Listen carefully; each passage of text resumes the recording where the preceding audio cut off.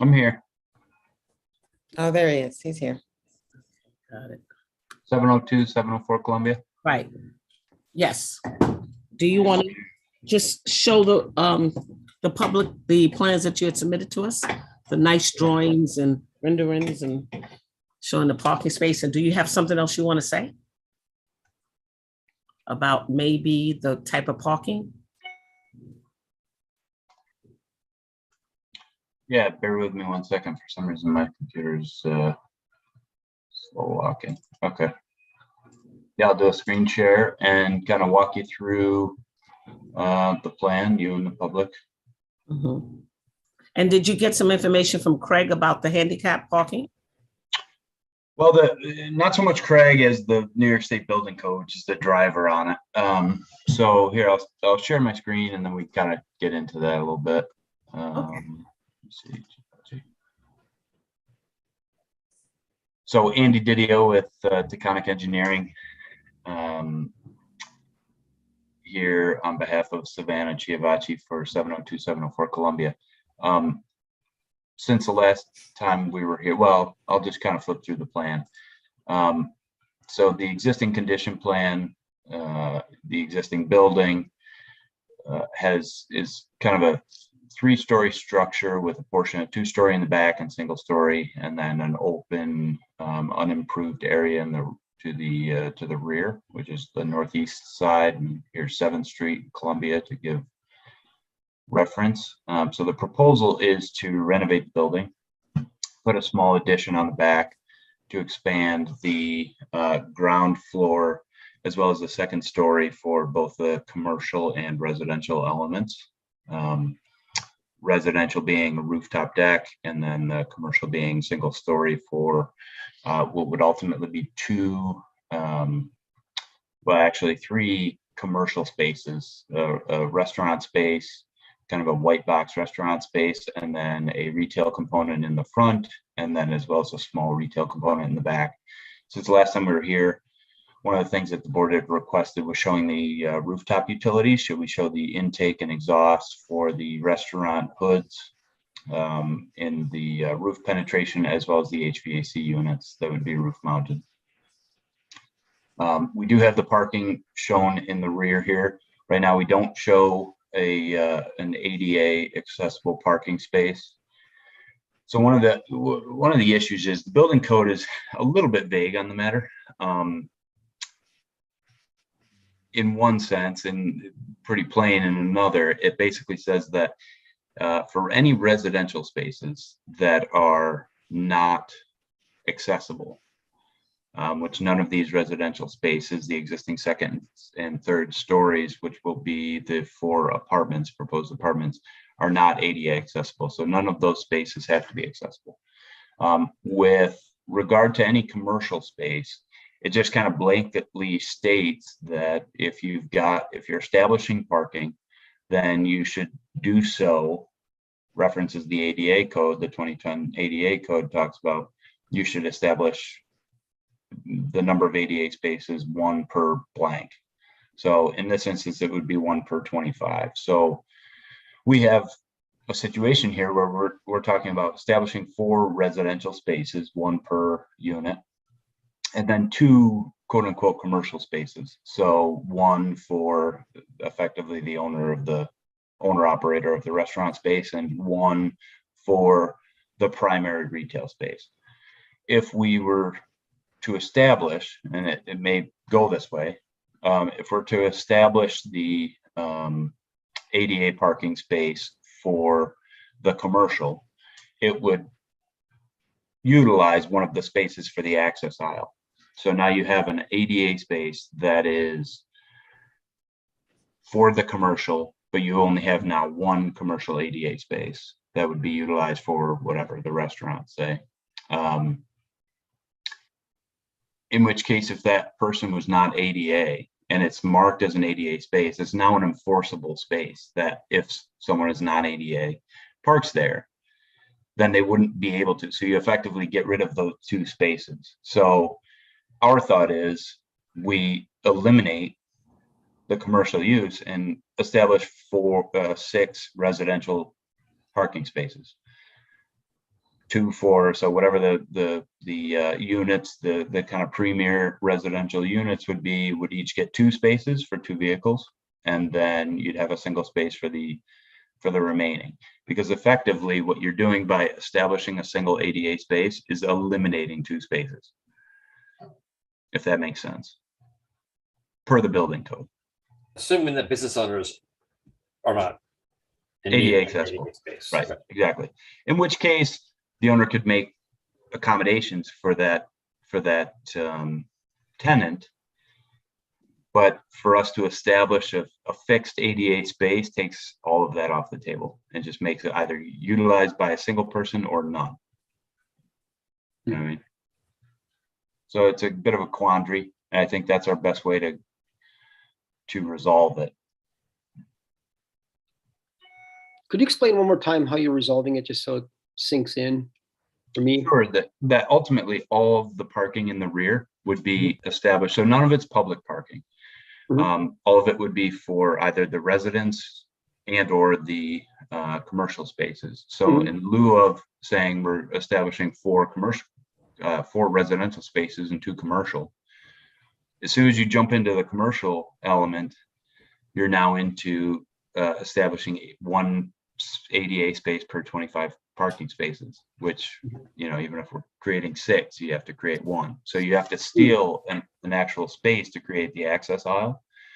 So you'd have an ADA space and then an access aisle. So it steals 2 spaces for the 1 ADA for, again, owner operator of one of the businesses. In which case it would kind of steal both spaces as an enforceable ADA space. And so now we would say, okay, all spaces are for residential use. And so you've got 2 per unit on 2 of the units and 1 per unit on 2 of the units. And so therefore none of the residential units are ADA accessible. If there was an instance where we had a owner operator of one of the commercial spaces that needed ADA accessibility, then the applicant could then make kind of a special arrangement as far as parking and access for that.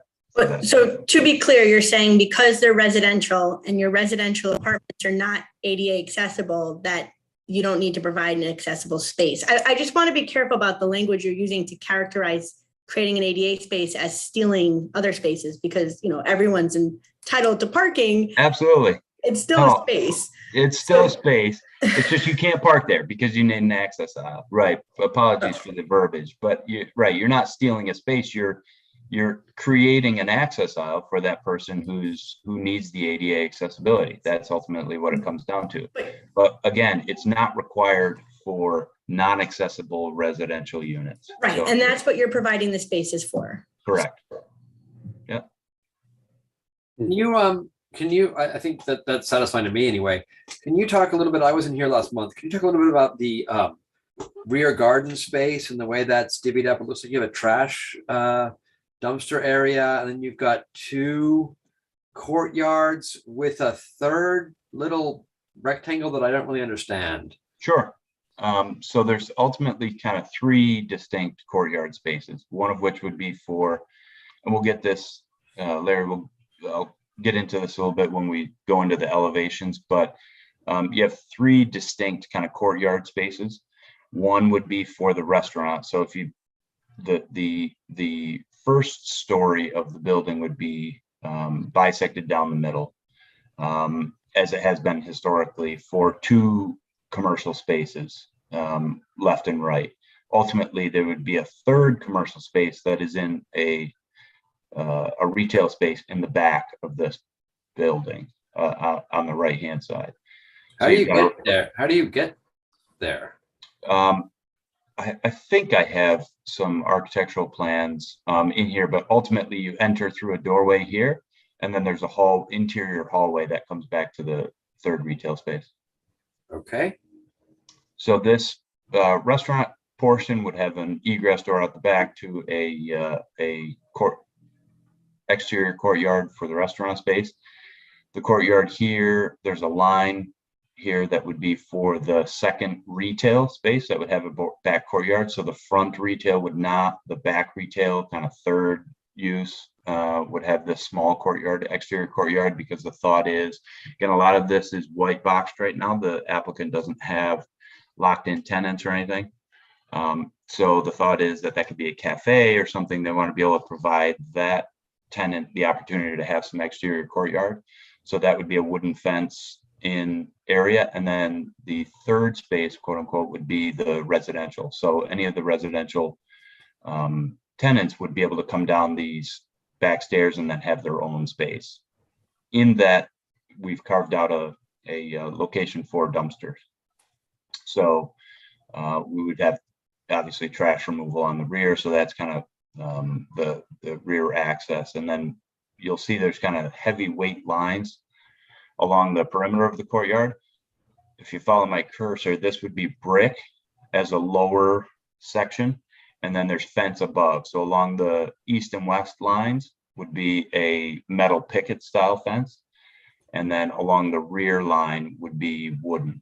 And then along the dumpster enclosure is actually wooden all the way to the ground. So you don't see the kind of double wide line work in this corner. That's just because that's purely the dumpster enclosure, and you'll see that in the elevations when we get there. Does every tenant use that dumpster? Tenants and the commercial spaces. Yep. So the restaurant is going to come all the way around. Okay. Mhm. And then in that interior courtyard, there's no need for a door in case there's an emergency for them to get out?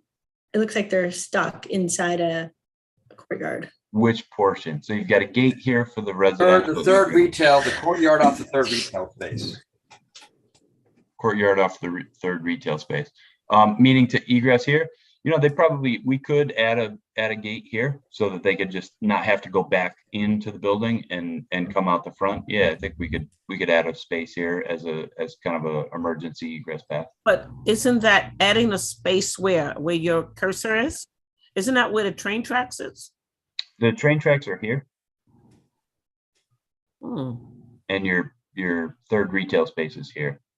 So this is just a wooden kind of bifurcation. So we could certainly add a gate that would Oh, yeah, going out connect these the two yard. spaces. So if there was an emergency or fire or something, then anybody in the courtyard could egress out the back. Sure. Okay, I hope I didn't miss anything. So you will have outside dining? This restaurant, Outside dining in the restaurant in the rear courtyard. Yep, correct.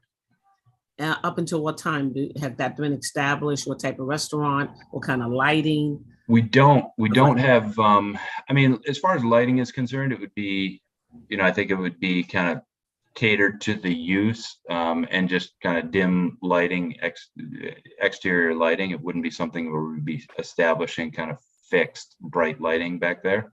As in most places in Hudson, if you're going into a back courtyard dining experience, it's kind of an intimate situation. I think that's ultimately what they would establish here. Again, the tenants for the spaces haven't been established. The applicant is really trying to kind of create a white box scenario where it's set up for a restaurant. Mhm. A tenant could come in and utilize the space. There's no fixed lighting plan that we have right now. Victoria, will they have to come back to us? Nope, if you approve it as a restaurant now, it does not need to come back in except for signage. Okay, I think we need to. One thing we could do is ensure that any of the exterior lighting was dark sky compliant and doesn't cross the property lines, right? That's kind of your standard condition. Is that a board member talking? Who's talking? No, I'm it's sorry, Andy. I can't see. Okay, I'm sorry, I can't see everybody. Okay, so it seems to me that if I remember properly, right across North 7th Street from this proposal is the Issei Star new building, which Yes. also has an outdoor courtyard, and across long alley from this proposal is a brewery whose name I've forgotten, Reverb or Rewind or Restore or Re-Drink or whatever, re-something. Get drunk. It seems to me that this is a cat that's already been skinned by this board. I think that whatever the stipulations are that we ask those applicants to adhere to should be the base for our discussion on this one. And, Exactly. you know, I think that in the interest of not being arbitrary and capricious, which we're not allowed to be, you know, I'd be curious to know what we previously used as guidelines for those two applications. That's a good point, Larry, and I think we should do that. Victoria, is that a thing that you can tell us what we did, or how do we? We're gonna have to look at. I'm not sure that I could pull up, if someone gives me, one of the things in Hudson is everything's done by property address. So if you give me the property address, I can pull your approval for that brewery. Well, you know, I'm thinking that we may have to do that like during the week or something. Well, actually, we do have time. I just want to add that we're waiting on county planning to get. Yes.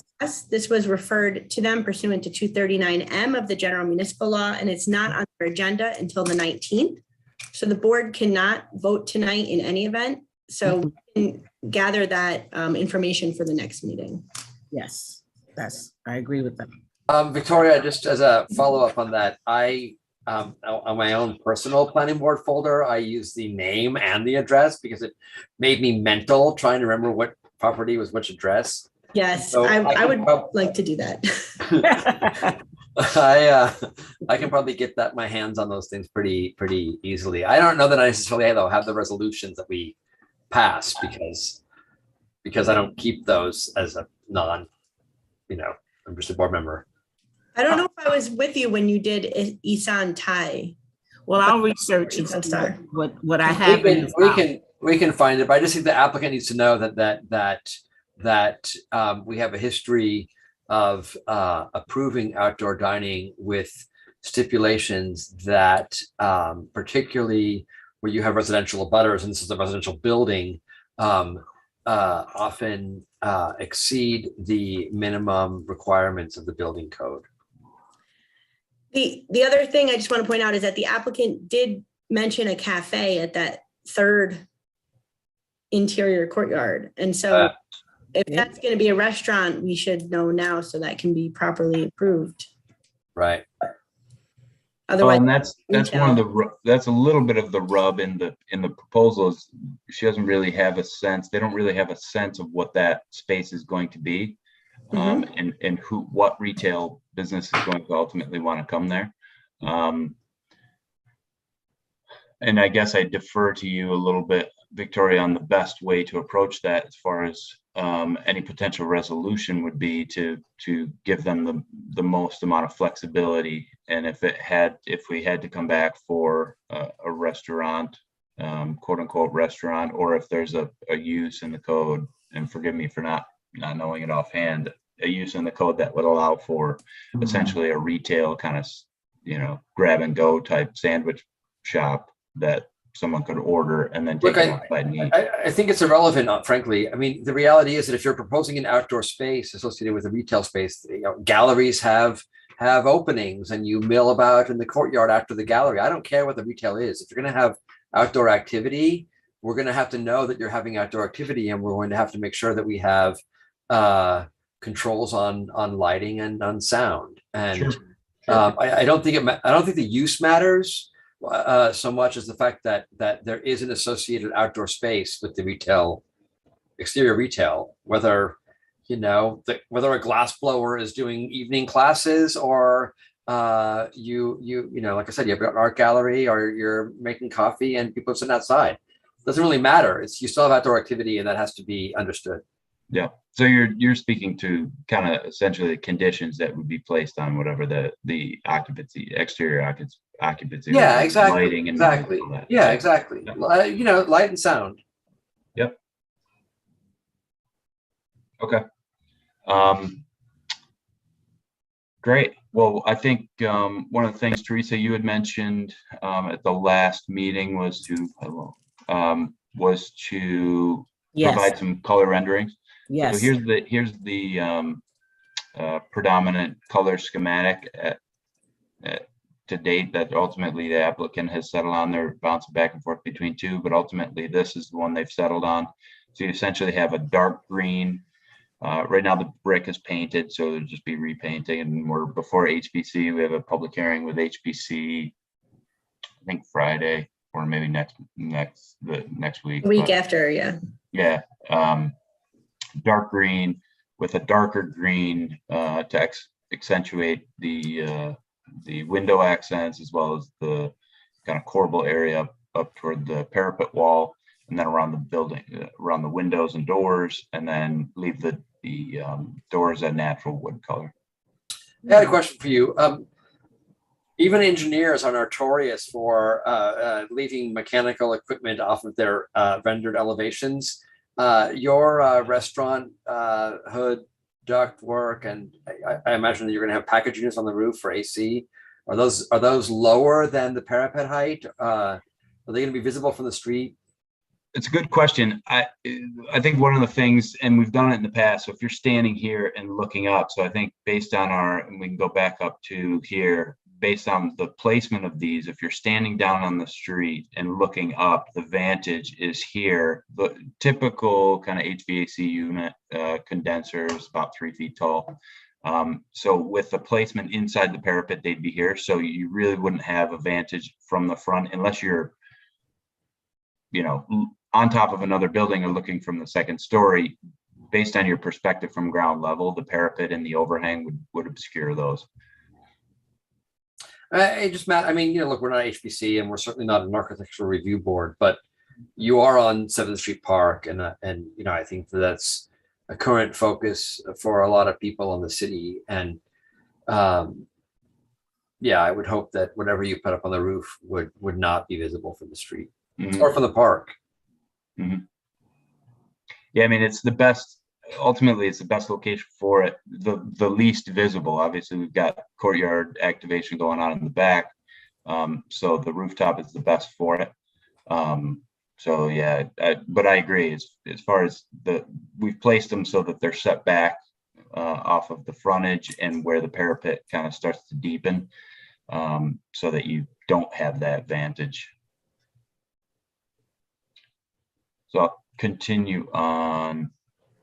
So this is the side elevation on 7th Street side. So there's an existing kind of overhead door with a Bilco door. The Bilco door goes away. The overhead door opening that's now currently would be blocked up and expanded to windows to let light into the restaurant space. And then the egress stair for the rooftop decks. I just kind of showed you what the color schematic is. Can you go back to that? I had some questions about that. Yeah, you did. What the hell's going on? I'm sorry. You just, it's really hard to read that. So I have an egress stair, and then there's some. Is that Larry, if I could, I'll get through this, and we've got an isometric rendering on the back that'll really help you kind of understand what's going on. All right. So here's your rear elevation. Here's your egress stairs that are going up, and the way that this, to kind of somewhat touch on your question, this single story addition is in the back. You walk up a set of egress stairs and you have a rooftop deck. So that goes in, and then you have a second set of egress stairs.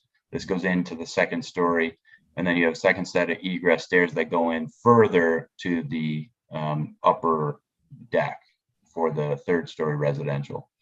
And this would be the glazing for that, the 3rd retail space with the courtyard. And again, I think it's probably easiest if I go to the rendering. So this is just the same aesthetic siding selection colors from the track side. Here's just to give you a sense. So we also provide elevations of what it will look like with the courtyard fence. So those you saw didn't have the courtyard fence. So we have essentially 3 different types of fence arrangement. We've got the solid wood panel, which would be your dumpster enclosure. We have the metal picket, if you will, which would be your 7th Street and your track side to allow, those courtyard areas to be able to see out from the spaces into 7th Street into the tracks. And then we have a solid panel, which is essentially this back wall here. So you've got the brick below with the solid panel above, so that you're not looking directly into the back of the courtyard area. And then those are your elevations, your side elevations. So this is your rear elevation, looking at the dumpster and the gate into the residential space, and then the restaurant courtyard. And then here's your side yard. So you essentially have a gate into the restaurant space, and then the open picket along here, and then open picket along here. And this is the solid panel wood for the for the dumpster space. And then here, I'll zoom in on this, Larry.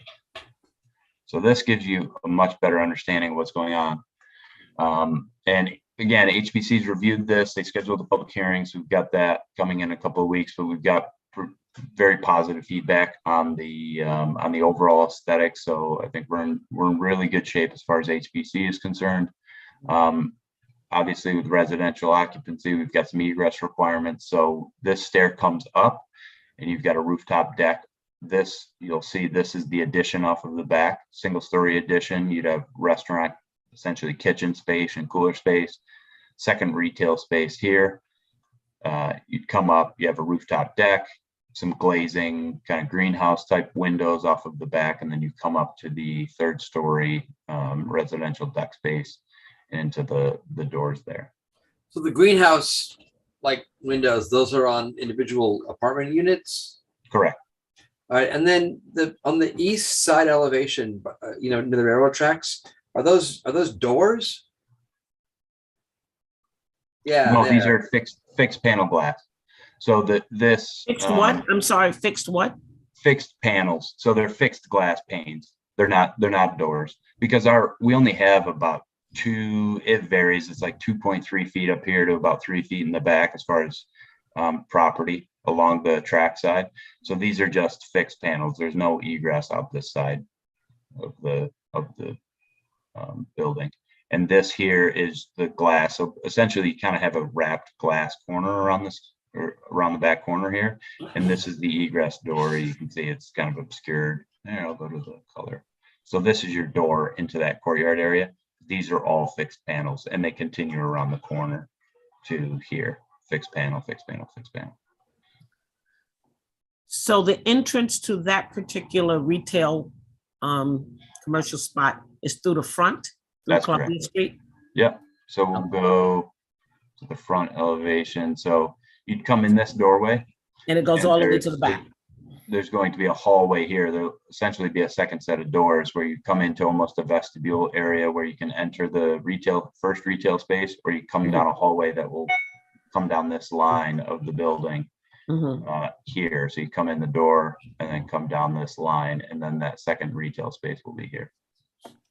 Where would you anticipate a sign for that space being?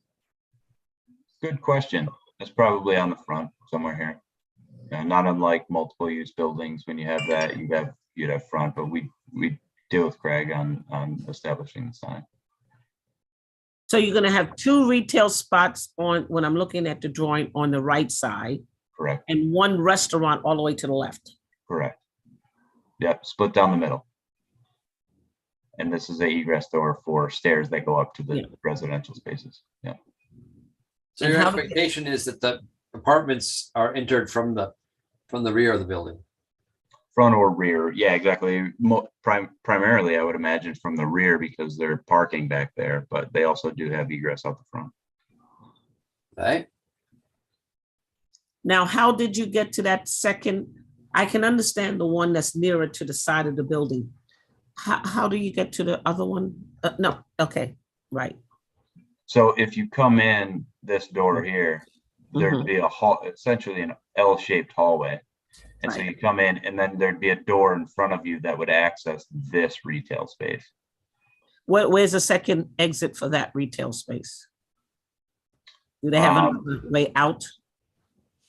Well, there's, again, with the interior, that's all building code stuff. It's not really necessary to really dive too deep in that, but there are. I don't think we can approve anything if we don't see everything, right? Well, I think you can, in the sense that we're dealing with zoning and use. I understand, Teresa, that you want to make sure that it's designed to meet the building code. but Yes. that's really a building code issue. So if we presented something to Craig that didn't meet the building code, he would deny it because we didn't have second means of egress, or we didn't have the sprinkler system or anything like that. We're really talking about use, parking, and that's really it. But And there are again, times when our job also is to, if we see something that we want to question, we're going to question it because, Sure. we're all human and Craig may miss it. sure, understood. Yeah, So I'm questioning that. there and- is a second means of egress. So, Okay, so if you have it, show it, tell me about it. well, that would be an interior floor plan. Ultimately, this second retail space, so there's bathrooms that are in the back here that Mhm. this second retail space would have access to. Actually, all the retail spaces would have access to. And so there's a hallway here that allows egress out the back here. And then again, they could come out this hallway to the rear egress or out the front door. So I've got two paths out. Yeah, it's not clear on that drawing, but Okay.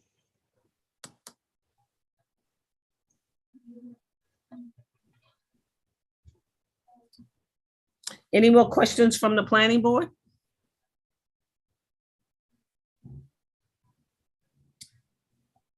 Any more questions from anybody?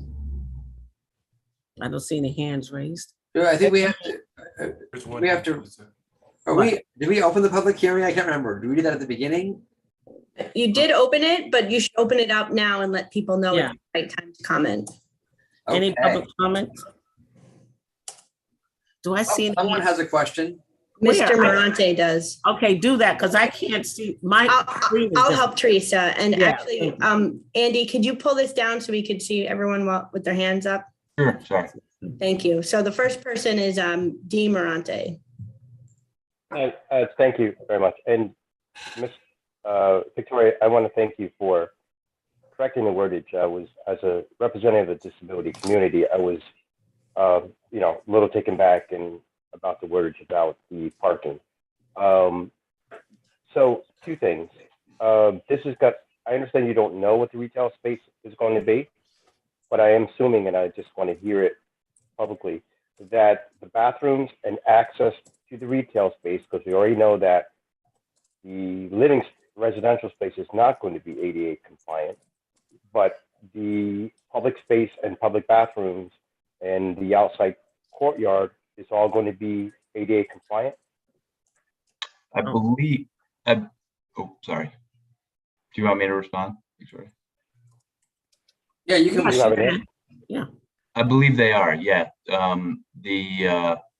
I forget, actually, let me pull it up on my own screen. On the elevations. So they are flush walk-in, the thresholds. So there's not a step up like so many of the buildings we see on Warren Street and whatnot, where you've got a kind of a stoop. They're flush walk-in from the street.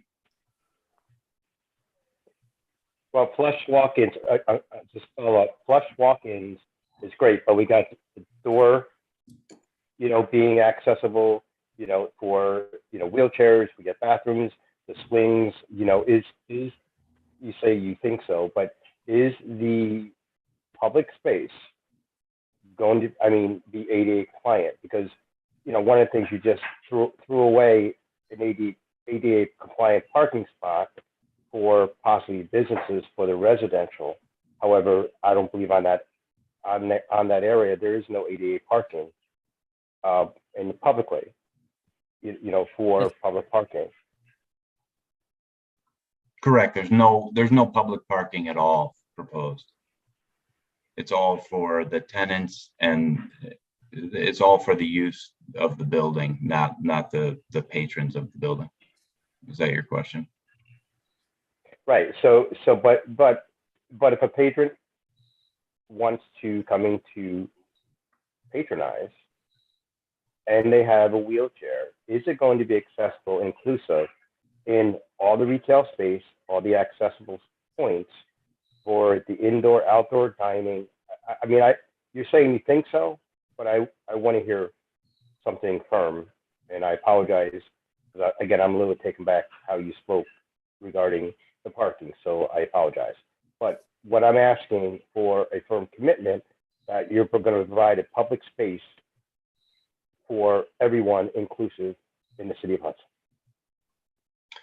Well, I'm gonna have to double check the floor plans and just make sure. It's really a building code issue on whether or not, extent of renovation, whether or not all facilities need to be ADA accessible. I believe they are, but that's something I'm gonna have to check on between now and the next meeting. Okay. Well, public space, and building code is also a moral for a business if somebody wants to be inclusive. But thank you very much. Thank you, Dominic. Anyone else? Do I have any more hands up from the public? Ooh. I don't see any, Chairwoman. Dominic, do you want to ask another question? Your hand is still up. Oh, I'm sorry. I thought it came down. Yeah. You can take it down if you can. I'd rather take it I don't down. know how to take it down. Okay, Victoria, what happens next? We can't close the public hearing. So we should have a motion to continue the hearing until May, the date of the meeting. I move to continue the hearing till May May. 10th. Can I do that? Yeah. Yep. Who's second? Second. All in favor? Aye. Aye. Okay. The Thank you public all. hearing will continue and you'll get back to us with things that were asked, right? Yep, and just to clarify, I've got, we can add a gate into the retail space off of the second retail space. Yes, I want to Um, see how they exit that. Yeah. Just want to go double check on the means of egress for the first primary space. We will, I'll double check and see what the ADA accessibility is of the interior public spaces. Okay, wait a minute. And also you have to pay money for escrow. We submitted an escrow check, You did? How much? whatever it was determined. I think it was 2,000. Hmm, It was sent the day after the meeting. okay, who's the contact person in case? and they didn't send it? We provided Savannah's contact information. We ended up sending in the check, but you have Savannah's contact You do? information. If you Okay, need it well- again, we can provide it. Okay. I didn't see it on the list, but I'll look for it again. Thank you. Great, you bet.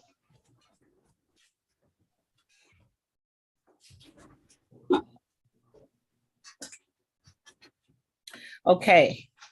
So now we move into our public hearing. Did everybody get a email from Mr. Wallace, Ryan Wallace, the chair of the IDA board? Did everybody get that email? Yes. Okay, so I just want to encourage everyone to read it and become, get involved. All right? Any questions? All right. So now we move on to 7 Dock Street. We open our meeting. Chairwoman, I don't think I got that email. Could someone forward it to me? I will. Oh, you Thank didn't? you. Wow. I don't think so.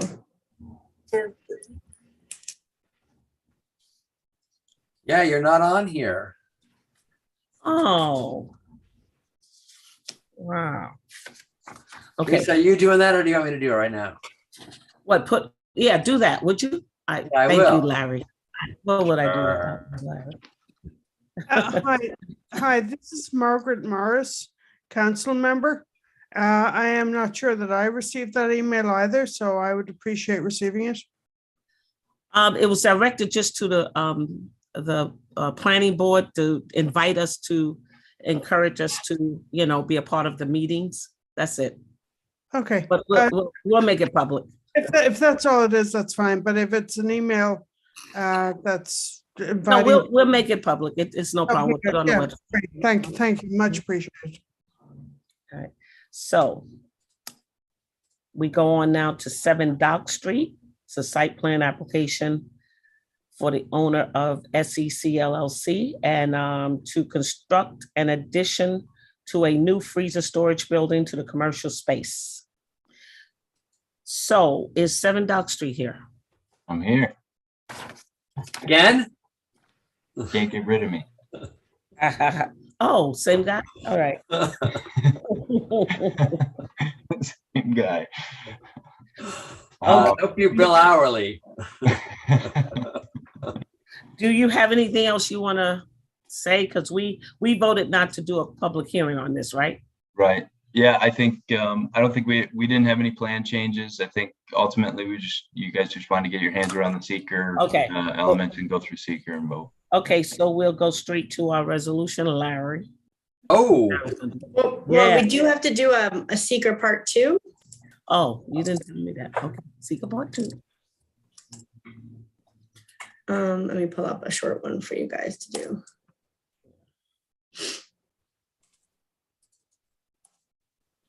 I'm going to share my screen. Okay. Are you guys ready? Do you want me to walk you through it? I wasn't here last month. Do you want me to just refrain from participating in this conversation? No? You have I questions?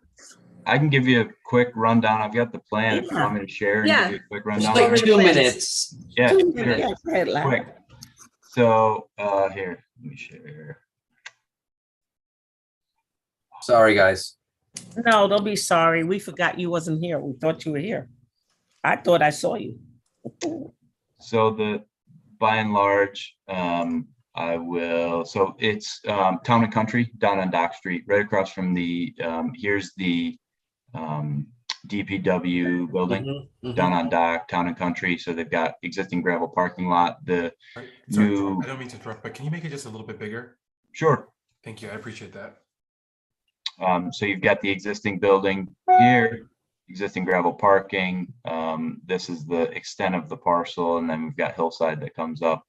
The proposed plan is to add refrigerated freezer storage essentially, a new storage building to the east side. So establishing parking, we've got some loading docks in the back, so we'd be expanding the gravel parking area. And then we've got parking in the rear, parking in the front, new loading docks. We also, wanted to, for our own purposes, for the design of the parking lot, to ensure that they had sufficient turning radii and all that for delivery and shipping trucks, for the 2 new loading docks in the back. But essentially, it's just the new freezer building that they'd be adding on with the connector building. And some improvements to the parking area. I think it's just a couple sheets. So it's pretty- Okay, that's clear enough. Go on. Yep. And also, he owes a little money too, Victoria, the 7 Dock Street. Yes, if the board wants to establish an escrow, you should do that tonight. Now, can we do it now? You can. Okay. We have to establish an escrow for 7 Dock Street. And just something small to cover the legal fees on this, okay? So is that a motion? Yes. Okay, I want to put a motion on the floor to establish escrow for 7 Dock Street. Right now, we do have a bill of $157.50, and we'll probably have another bill after tonight. So you should set it, let's say 1,000, and then you can refund the rest at the end of the project. Larry, I see you shaking your head. What? No, I'm looking, I'm scanning. Oh, I have another matter. I got the chat open here. Apparently the link on the agenda does not work. Neither does the meeting is not recognized by Zoom. so people That's are something that, yeah, so that's something that Linda, do we have Shaheem here? That's what I was Yeah. looking for. Do we have a way to actually reload the Zoom link on the city website and make sure that folks can use it properly? Larry, I copied and pasted it into a browser. That's how I got on. I copied it from the email and then loaded the. Right, but the public doesn't have that email. So if I'm the public, is the public having an issue? Well, do they? I'm sure that it's probably the same as it is on the city site. Okay. Now, Excuse me, just say- sorry, excuse me. This is Margaret Morris, First Ward Alderman.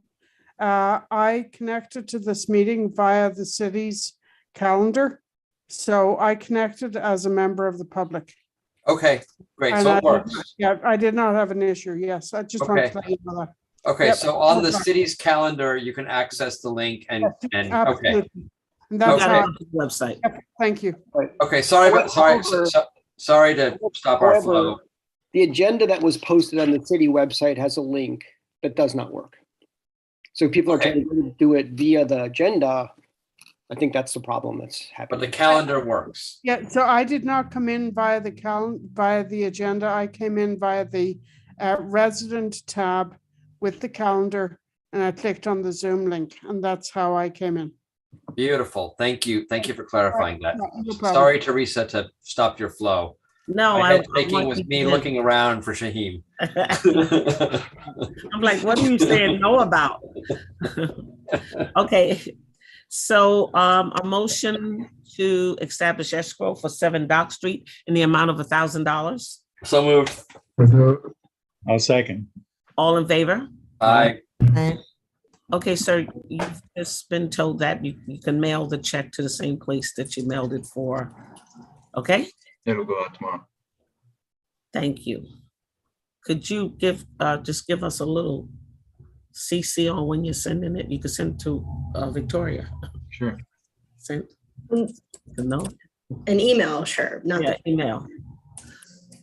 And just, I know I'm going to interrupt your flow now too.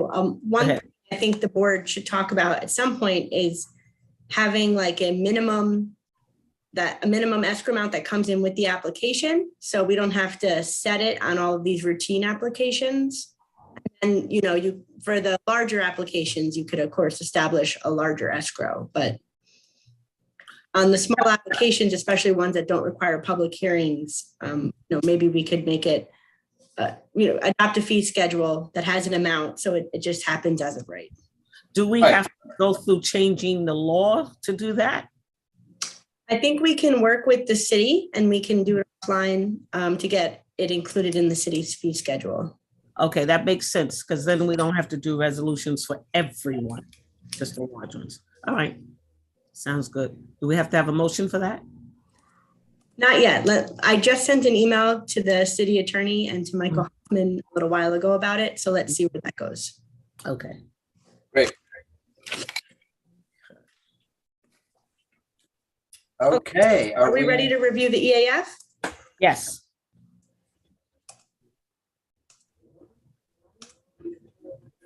Okay. Will proposed action create a material conflict with adopted land use or zoning? No. Change in use or intensity of land? Intensity, sure, but minor. It'll be a small, yeah. Will proposed action impair the character or quality of existing community? No. No. Have an impact on a CEA? No, there's no CEA there. Adverse change in level of traffic or infrastructure for mass transit, biking, or walkway? No. Increase in use of energy? It's a big roof, though. They can put a lot of solar on that roof. Just saying. Will it impact existing public or private water supplies or wastewater? Wasn't it something about a waste drain last month? Yeah, he pointed out where it was. Okay, Yeah, stormwater. Yeah, there's no impact on it, okay. no. Historic, archaeological, architectural, aesthetic resources? Are there any? Yeah, it's kind of in its own neighborhood. Yeah. Natural resources. This Mhm. was the one, Teresa, increase in potential for erosion, flooding, or drainage problems. And Okay, yeah. you did ask about that. And What how was did, the- so just, it's an awfully steep slope and it's made steeper by the proposal, just, so we don't have to rehash it, because I wasn't here, but is the board confident that we actually addressed that? Yes. Okay, Okay. great, sorry, yep, go on. That's okay. Yep. Hazard to environmental resources or human health. Yeah. And so that's that. So then I'll pull up the resolution. I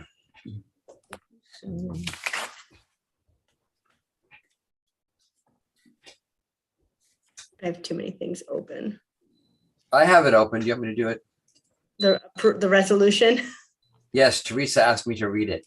Oh, yes, please. Okay, should I share screen so the public can see it? Yes, yes. Okay, I can't wait. Okay, are we ready? Yes, Ready. okay. City of Hudson Planning Board dated April 12th, 2022, resolution to grant site plan approval 7 Dock Street. Whereas the applicant, Dock Hudson Partners LLC, the applicant has applied for site plan approval to construct an addition onto an existing commercial building for a new freezer storage area. The project on property located at 7 Dock Street, identified as tax parcel number 109.8-1-65, the property in the residential special commercial RCS zoning district. And whereas the project is depicted on a site plan entitled White Toke Storage Site Plan prepared by Taconic Engineering, DPC, dated February 22nd, 2022, the site plan. And whereas pursuant to City of Hudson zoning law section 325-13B, the project is permitted in the RCS zoning district subject to site plan approval. And whereas the applicant has submitted a short environmental impact form, EAF, dated February 18th, 2022, pursuant to the State Environmental Quality Review Act, SECRA. And whereas on March 8th, 2022, the planning board classified the project as an unlisted action under SECRA pursuant to 6 New York CCR section 617.4 and 617.5, and determined to conduct an uncoordinated review. And whereas the planning board has reviewed the EAF dated February 18th, 2022, and all available information concerning the potential impacts of the project, and found that the planning board has sufficient information on which to base a determination of significance. And whereas the planning board has considered the criteria contained in section New York CCR 617.7 and thoroughly analyzed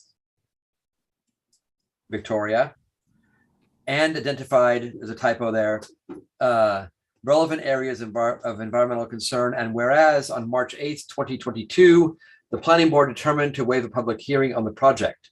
Now, therefore, be it resolved. Oh, okay. Where's the Yes. type? Analyzed and identified. Well, I said analyzed all identified. So anything that you identified as relevant, but that's. Oh, okay. Sorry. Thank you. Now, therefore, be it resolved that the planning board hereby adopts a negative declaration for the project, finding that the project as proposed will not result in any significant adverse environmental impacts, and that a draft environmental impact statement will not be prepared. And be it further resolved that the planning board grants site plan approval to the project as depicted on the site plan and authorizes the chair or her authorized designee to sign the site plan set after compliance with the following conditions. 1, payment of all fees and escrow, period. Be it further resolved that prior to the code enforcement officer authorizing issuance of a building permit, the applicant shall provide the planning board with a PDF of the fully signed site plan. So that last clause is new. It's not something I've put on past resolutions, but this way it'll help the planning board keep track of the final site plan that's been signed. This came up on another application on our agenda. So this way, we have a copy in the file. Okay. And what I'll do is I'll go to Craig's office and sign them all. Plug them. So can we have a motion to accept this resolution? When I left, because Adam is so involved with thingamajiggy, it's like, I'm not leaving with him doing that and Garrett out in the yard. Someone needs to mute themselves. Wow. Okay. Okay. We go to motion, right? Yes, you do. I made the motion. Okay, great. I Second. second. Oh. All in favor? Aye. Aye. Okay. So approved. Excellent. Thank you all so much Okay. for your time. Oh, stop share. Have a great night. We'll see you next month. Great. Thank you. Good night. Okay, so that was that. Now we go to 402, 406 Warren Street.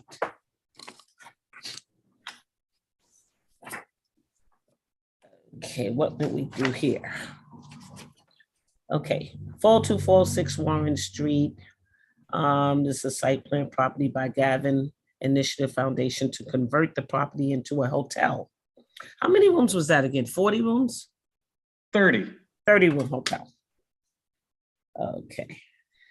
So where do we want to go? Do the applicant I know the applicant has a lot to do, a lot to say. So we welcome the applicant to the floor now. Hi, Dan. Thanks, Teresa. Hi, everyone. Sorry to disappoint you all, but Charlie won't be able to join us tonight. But he's replaced with Dan Hubble. So Dan is going to sort of run through where we stand with the project. I think at this point, we're very interested to hear from the planning board, the status on hiring a traffic and parking engineer to review the report from Creighton Manning. But at that, I'll kick it over to Dan Hubble to walk you through where we are. Sure, great. Thanks, Dan. Good evening, everybody. So tonight with me are Dan Kent, Rod Morrison, our engineer, and Don Pentricola, who is our architect. To the extent that you have any questions tonight related to the site plan or the architecture, both the architect and engineer are here. I'm happy to take those questions. We did want to off the bat offer doing a breakout session with the planning board to the extent that the board wanted to get into further details with regard to the architecture of the site plan.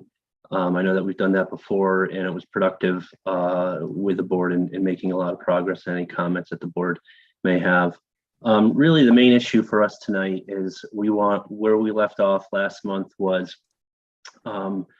we were looking for the board to engage either a civil engineer or a traffic consultant to be able to work through the issues that were brought up with regard to the parking. Unfortunately, our traffic consultant is not here tonight, so we won't really be able to answer any questions or address any concerns with regard to parking.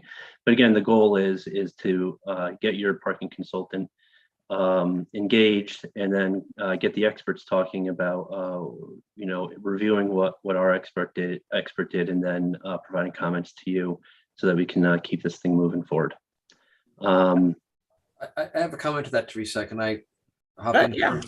So, I don't disagree with any of that. I think that on this project, I would hope that we would retain under escrow, not just a traffic and parking consultant, but also a civil engineering firm who could have a look at the broader site plan and make sure that there aren't any structural, stormwater, wastewater issues associated with the project.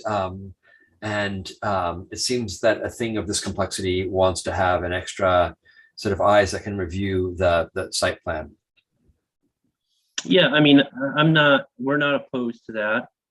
There's not a whole ton of engineering on this project. I'll leave that to Rod Morrison to kind of talk about, but I mean, this is an existing structure.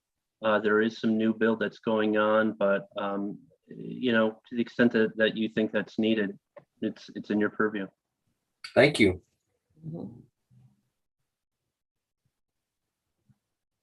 Rod, you want to say something?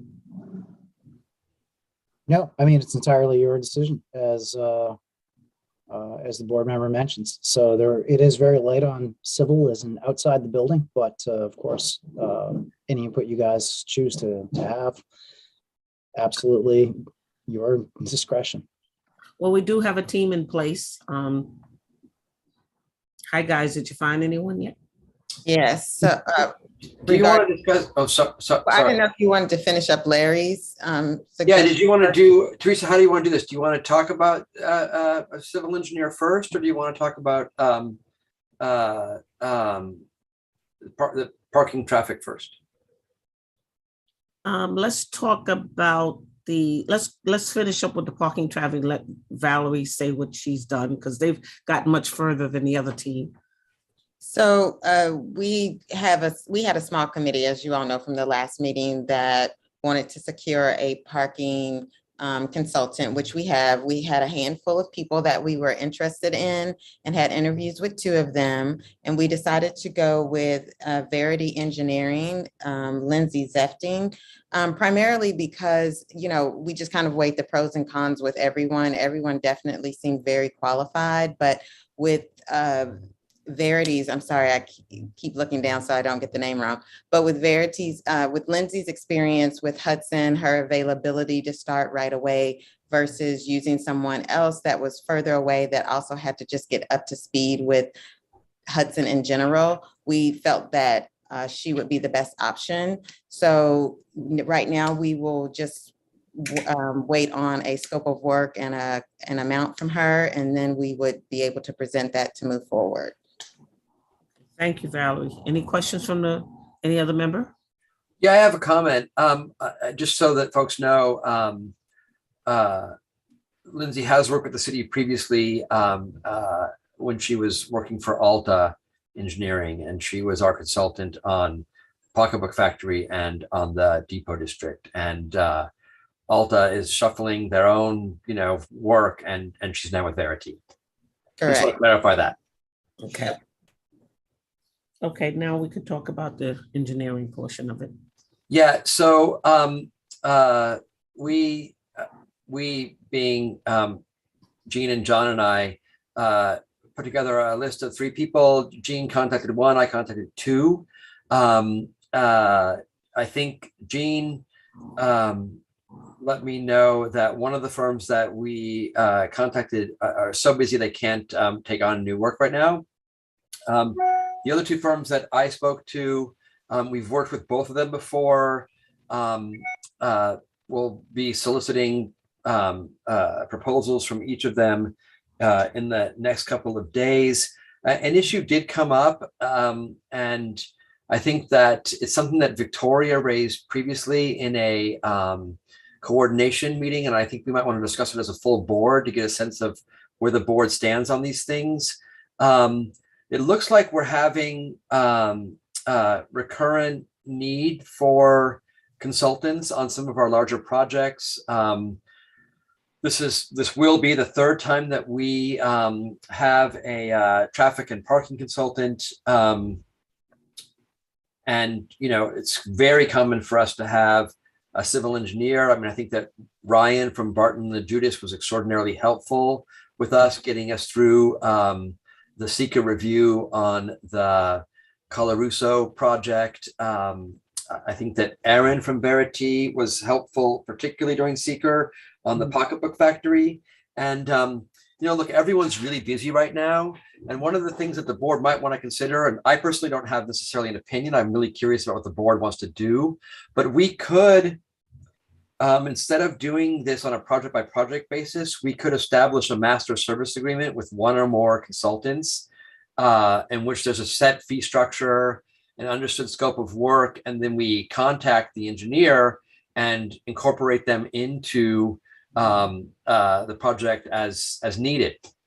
And that way we don't necessarily have to reach out to them, initiate a new proposal for each project that's before us, and can probably on their end normalize or regularize their staffing around these things, and then they understand, you know, what the billings might look like as projects come their way. And you know, there are certainly advantages to having a master service agreement with a firm's focus on a specific need. It does, of course, limit the board's flexibility in exactly tailoring who we hire for a specific project. So, you know, again, I'm kind of interested on the board's point of view. I have not sent emails to the engineers that I spoke to this week. But before I did send them a request for a proposal, I wanted to get a sense from the board if you want to focus that proposal on specific projects, or would you also like me to ask them to do a master service agreement that, say, for it could be on an annual basis, it could be for the longevity of the mayor's you know, term. I don't know how you want to go, but I think it's a thing worth talking about and evaluating. I definitely like the idea of an MSA. I guess my only question is if it's an area that they aren't specialized in, how would that work?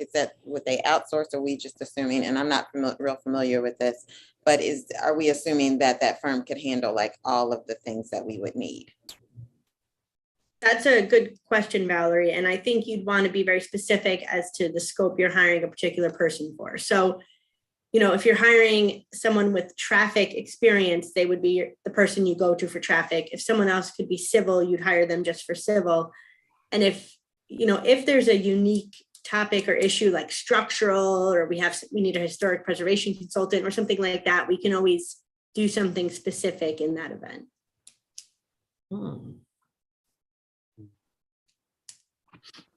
Teresa, we haven't talked about this yet. What's your sense about how you want us to proceed? Well, I would like for us to look into it on both scenarios, because what would be the most important to me is if we save money. Are we going to save on going that way, or, so it is something to look into, huh? Excuse me. Yeah, I mean, I hear you. I agree. I also, selfishly, I'd love to save time. Yeah, well, I want to say I don't want to have to see time is your money. But money is my money. So if we could save money, then by all means. But that would be my most right. I think, Teresa, if it's okay with you, I think what maybe I'll do is draft a proposed email to our consultants. I'll share that with you and Victoria. You can let me know how you want me to word it, and then I'll reach out to the engineers I spoke with today. All right, Clock. I want to say, I think our process that we had with our parking consultant subcommittee worked very well. And I think it was successful. New board members getting very engaged, and I think it was a successful outcome.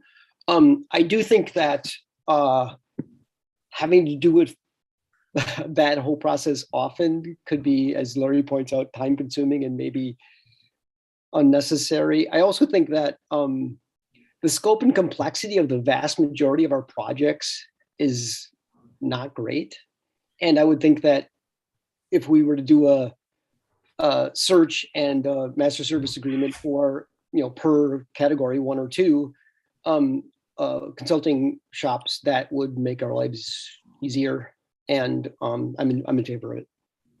I think back to Valerie's point, which is a really good one. I think there has to be an escape hatch for any master service agreement that we might do, because, look, this is a small region that we're in. It's not a huge economy. It's not a huge population.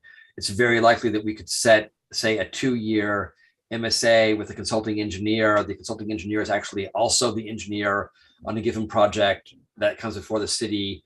They have to recuse themselves, and we have to find a new person for that one particular project anyway, where there's lots of scenarios in which the broader umbrella agreement that we might establish with the consulting firm or firms needs to be tweaked over time. So I think, we can work on the wording later, but I think, Valerie's point's a good one. We may want to retain the flexibility of not retaining someone, even though we have a master service agreement. I think, right. I mean, we could have the agreements in such a way that they are terminable at will by the planning board. That should always be the standard. Yeah. Obviously, in the event of a conflict, you'd have to hire someone else. Right. I think it will help because all these firms are very busy. And so for a firm to pick up a one-off, it's difficult. But if it comes with, continued relationship and continued work, even if it's small, if it's steady, you're more likely to build a relationship with that person that you can trust and to get faster responses. And it will not be like a retainer. No. Okay. If we have a standing escrow as part of the application fee, it makes all the more sense to have a standing agreement with a master service agreement, because it's automatic, right? You apply, we see if the consulting engineers are necessary. We could even gradiate the fee on the application if we know early that we're going to need a consultant or not, or how many, and it could streamline things. Because the notion that, look, we have been criticized that we take too long in our meetings, and one of the things that we could do is regularize and make more efficient some of these procedural and frankly bureaucratic things, and make them automatic instead of deliberative. Since it sounds like both of the committees are not quite ready, I mean, you have a recommendation, but you're still waiting on the actual agreements to vote on. I'm going to recommend that you set a special meeting. It could be quick, 5 minutes to take your vote at some point, because if you have to wait another month, you're not going to get any work done or responses back before the next meeting. So do we all agree with that? I do. Sure. I agree. If I maybe I shouldn't have done it, but I did tell the engineers I spoke to today that I want to be able to resolve this in the middle of next week, right? That would give them 2 weeks to look at the applications, get back to us, gives us a week to look at their findings or their statements before us go to public hearing. Oh. So you kind of schedule that out till next month, right?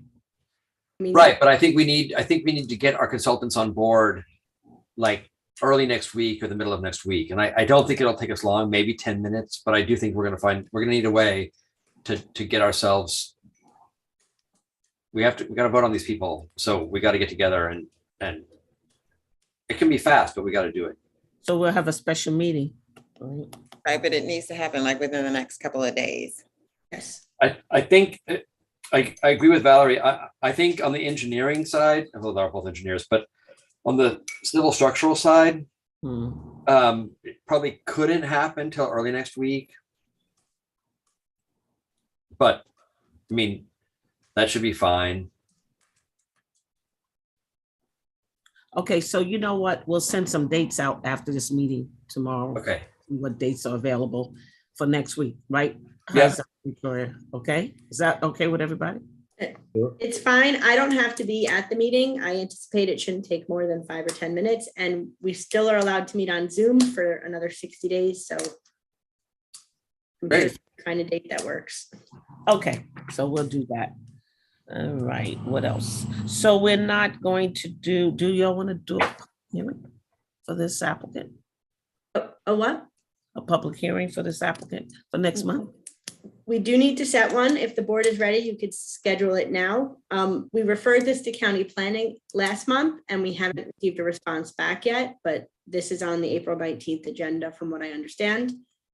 So we should have that for the May meeting as well. Okay, so we can schedule a public hearing, right? Do I need? Sorry, Teresa, I have had my hand up for some time. This is Margaret Morris. Okay. Council member. Okay, I see it, Margaret, and I am going to give you a minute, but could you just let me finish this? And I wasn't gonna close anything without calling on you. I want to ask Victoria this question before I forget. So do we need a motion to do that? Yes, you would need a motion to schedule a public hearing for May 10th. Okay. Move that we schedule a public hearing for May 10th. I'll second. Okay. All right, Margaret? All in favor? All in favor? Aye. Aye. Okay, Margaret? And I have a question. For the meeting that we're going to have to approve the consultants, do we need to public notice that for 10 days before? The meeting itself will need to be publicly noticed. Okay, and is 10 but days? It doesn't need 10 days notice. Okay. The rule is if it's less than 72 hours in advance, you have to give. Oh, okay. All right. More than 72 hours, there are certain rules. So we can schedule it on short notice, but it's better to give the public a few days. Yep. Okay. And then go ahead. Oh, no, that's good. Are you ready for Margaret now? Any more board members? Okay, Margaret, I apologize. No problem. No, thank you, Teresa. I just wanted to circle back to the project on Warren and 4th and the parking issue. Oh, Margaret, we're not in a public hearing. I think that we can do that next month. Public hearing was continued to May. So as a member of the Common Council, I'm not allowed to comment on this? Well, I don't know if you're allowed or not allowed, but my understanding is that we're not in a public hearing. Okay, so I will defer to Teresa on that then. Well, the rule is common council members don't get special treatment over regular. No. But hold on, let me just tell Teresa. That's fine, that's fine. Hold on. I am So- deferring to Teresa. I know, and I'm explaining to Teresa what the rule is. So you already closed the public hearing. You didn't close it, you continued it to the May meeting. And so generally the best practice is to keep comments on the application as part of that public hearing record, to keep them with the application. Because it's the same meeting and her hand is up, you could allow a comment and we could just note at the next public hearing that you received this additional comment from Ms. Morris. That's perfect. I want to allow her comment and we'll note it, okay? Go ahead, Margaret, make your comment. Thank you, Teresa. I just wanted to observe that we had in a recent meeting that we had regarding that particular development, there was discussion around parking between Warren and Columbia. And as I recollect, there was a request by the developer to assign some of the parking spaces on 4th Street between Warren and Columbia for a loading zone. It just so happened that I was walking down Warren the next day or 2 days later, middle of the day on a weekday, and I happened to glance down between Warren and Columbia. There was not a single vacant space available for parking in that block. And so I just want the planning board to be aware of the fact that this is an issue. That's all I want to say. Thank you, Margaret. And we do know that this is an issue. That's why we're going through all the extents of getting our own. Teresa, I know that you know it. I just wanted to say that that's what I observed. Okay, thank you. Thank you. Okay. So we're going to do a public hearing for a full 246 Warren, and we voted on that. Okay, so now we move to 205, 207 Warren Street. 205, 207 Warren Street. 205, 207 Warren Street is a site plan submitted by Matthew Cordone, applicant, to change a previously approved site plan. In 2017, the owner at the time was approved to convert this 4-family residential building into a 2-family dwelling with 2 commercial units. The current owner has applied to convert this 4-family dwelling into a 3-family dwelling with 2 commercial units. Okay, the property is in the CC Central Commercial Zoning District and is a permitted use.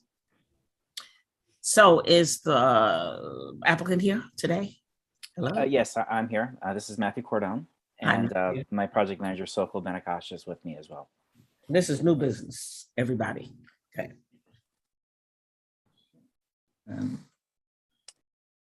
So what we'd like to do is Sokol's going to bring you through our drawings and give a little description of what we're doing and why we want to do it and why we think you're going to like it. All right, so this building is it's a Greek revival building that was built roughly 1880s. And the first initial plan was that we would convert this into a 4-unit, all residential. And then upon doing some more digging on the historic portion of the project, we did notice that at some point, probably around 1940s, the ground floor was 2 commercial spaces, and you can barely see it on this edge here, but that was the 2nd story here. And the owners liked that idea, and they wanted to continue and actually bring those stores back. We did propose this to SHPA, State Historic Preservation Office, and the National Park Services. And especially with this photo here, it really helped our case, and they approved it, and they said that that's something that they would allow it. And then this is our elevation here where we show how the storefront would look. And I'll go back to our site plan. So this is probably the existing original building here. The footprint, this addition was added on very early in the building's life. And the rear yard, it did have a garage here that was previously demolished. And this is our proposed landscaping here. We were thinking of doing 5 parking spaces on the rear that you access from the Cherry Alley. And that would serve the residential and the commercial. So the commercial spaces would be on the first floor. You would have two commercial spaces and a residential entry right in the middle here. And the second floor would have 2 residential apartments, and the attic would be its own unit. Wow, it's a big attic. And then I'll share some of the rear here. This dormer would be an addition to the building. And then this is the original siding that we were able to actually find it underneath the vinyl siding that was in there for many years. So the idea is that we bring this back to the front facade as well.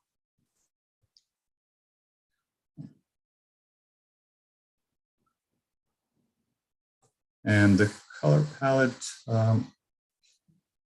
and this is a color palette that we originally presented, and it is something that the owners like to practice, and we were thinking that we might keep the same blue, and of course the first or the ground floor would be changed to storefronts, matching the historic photographs.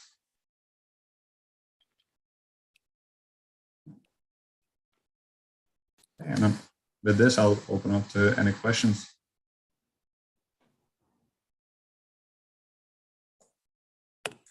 Can you go back to the front? I want to ask a question. Sure. The green, the one you just had previously before this? This here? Yeah.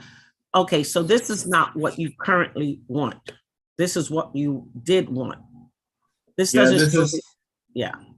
I'm sorry. This so is this just is- showing the color selection that Right. we're working with. So when we originally prepared these drawings, we had residential apartments on the ground floor. Right. Mhm. So we're keeping the same color palette. We thought it'd be helpful for you to see the Okay. historic board approved color palette. So. Because the apartment, when you look on the second rendering on the bottom, the apartment on the right-hand side, what is that? They're coming down off a platform or something? It's a staircase that leads to Oh. the rear yard. It's the second means of egress from the attic apartment. And that's existing now. Any questions from anyone in the planning board? Can I see the street elevation again? Sure.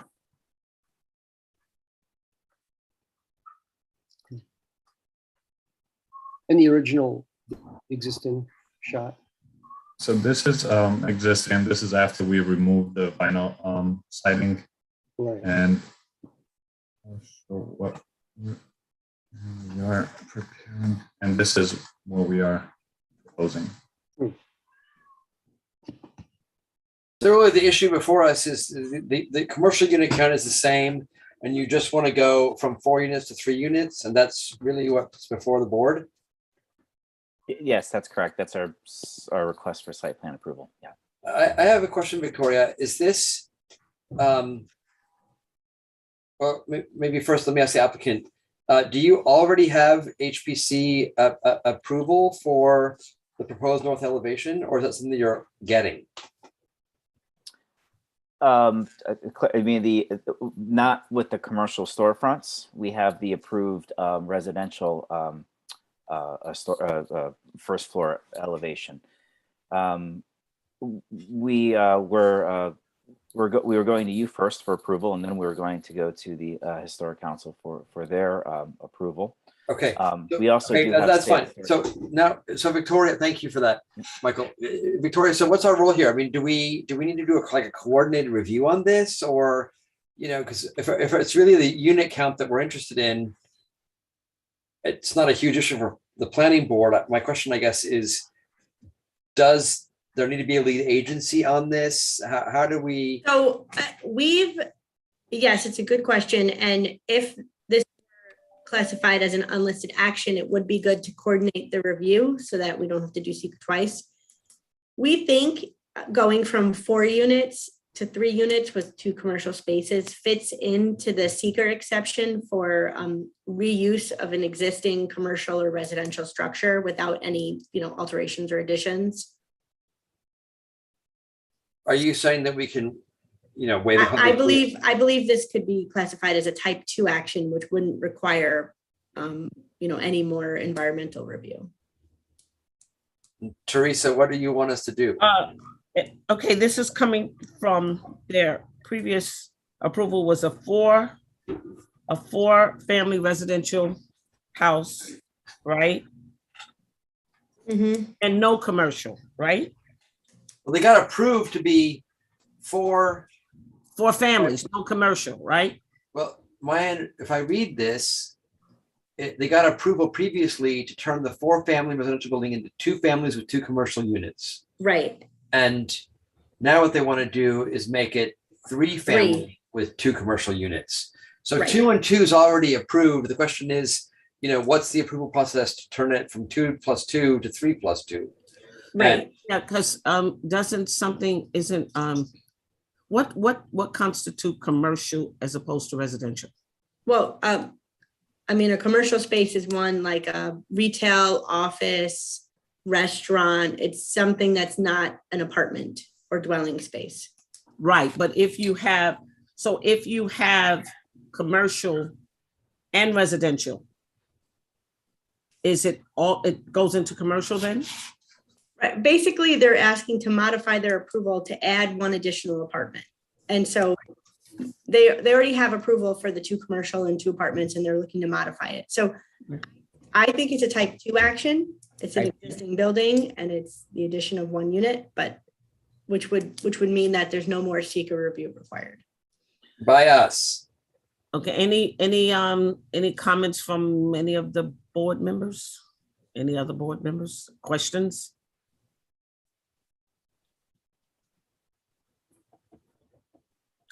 Okay, I want to let Margaret in. Okay. We only have 1 hand raised. Go ahead, Margaret. Hello? Is she I think there? that's her hand from before. You think so? Yeah, I think so. Because she's not responding. So I have a question for the applicant, just to clarify. So have you scheduled a presentation of this project to HPC? Yes, we have. Yes, we have. And you're on the calendar at HPC? That's correct. Yes, we are. Well, I don't want to speak for anyone else, but for me, this change from 2 units to 3 units is frankly of no consequence to me. From a planning point of view, I think there are issues that might be issues for historic preservation. And as long as historic preservation is certainly to be involved, then I would defer any questions I might have to HPC. So if we're going to do that, then where do we stand now, Victoria? So you could approve this and then they go to HPC. Mm-hmm.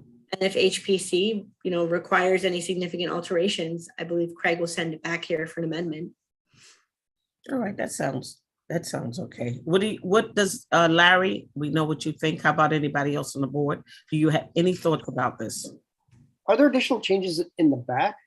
Sorry if I missed something here. No, the back stays the same as per the original submission. And I do want to say that we are working in collaboration with the State Historic Preservation Office. And we do have approval for this front elevation. Okay, Craig is here. Craig? We call on you, Craig. Hello, how's everybody doing? I'm in the middle of appointments and traveling, so I had a couple minutes. Thank you. I just, maybe this will help. The reason they're back to planning is because they're altering an existing site plan approval. Planning will review that. Historic will only review the exterior of the building. They don't do anything with use. So I don't know, in the past, it will just go to planning, and then if historic approved it, planning approved, they move forward. But if either one of them elements do not approve it, then they have to go back to the drawing table. That's how it's always worked. We've never gotten into the use at historic. Historic strictly about exterior of the property and design. I just want to clarify that in case that helps. Does that help, Larry? I know. Oh, Larry, yeah. And I understand that. Thank you, Greg. And thanks for like hopping in on the meeting. I appreciate that. No, I mean, I don't have a use question on this one. Like, it seems straightforward to me. And I think the public might have concerns regarding historic preservation, but that's not us. And as long as I know that they're on HPC, I think that you know, I'm fine with this change. Yeah, they're going to be going in front of HPC on Friday. They were supposed to go this past Friday, but the meeting was too long and they ran out of a quorum, so they got a special meeting this Friday for HPC. Got it. I also went to the Yankee home opener too, so I was going to miss the presentation. I mean, the question You poor thing. Because it has any impact that we think will be worthy of our time and attention, and it's basically changing the number of apartments, right? Yep. I agree with Larry. If it's already scheduled with HPC, I see no need to feel like we can just move forward. I agree. And if it was approved once before, and this is an alteration to that, I don't really see a problem with it. Good. I want to hear the board. Okay. I agree with the majority. Yeah. Same, but can I ask a Jean, you're question? okay. Yep, no problem with it. It's straightforward. Let's move on. Dustin? I just had a quick question, which was I'm just curious why. And I'm not sure we're able to ask that. If we're not able to, then it's all good. Ask why. Yeah, you could ask any question. What is it? I'm just curious. What's the question? Oh, why an additional unit? Oh, for us, the owner developer decided that this would be best for their portfolio, the additional unit.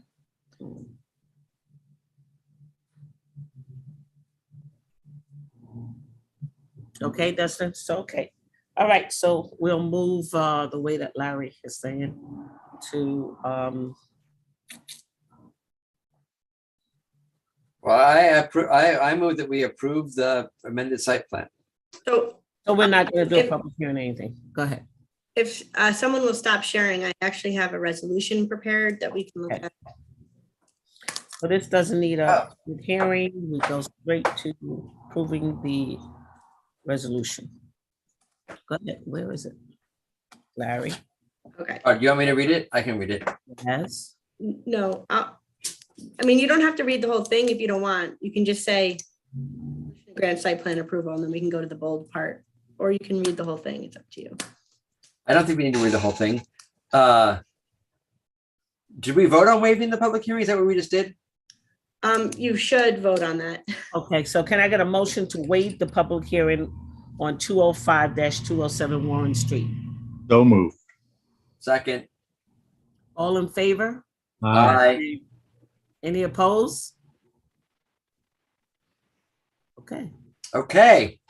Whereas the planning board waived the need for a public hearing, now therefore be it resolved that the planning board hereby classifies the project as a type 2 action under seeker pursuant to 6 NYCR section 6175C18, the reuse of a residential or commercial structure or of a structure containing mixed residential and commercial uses, and Be it further resolved that the planning board hereby grants conditional site plan approval by the project as depicted on the site plan set and authorizes the chair or her authorized designee to sign the site plan after compliance with the following conditions.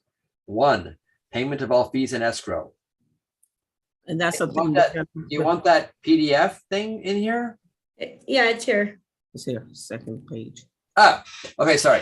Be it further resolved that prior to the code enforcement officer authorizing issuance of a building permit, the applicant shall provide the planning board with a PDF of the fully signed site plan. And I think they also need escrow. Yeah, that right? was number 1. Yeah. So do I have to do a motion that we establish escrow for them? You should. Okay. A motion to establish escrow for 205, 207 Warren Street in the amount of I'm gonna let y'all figure it out because you know what I'm gonna say, but I know $1,000. Okay, $1,000.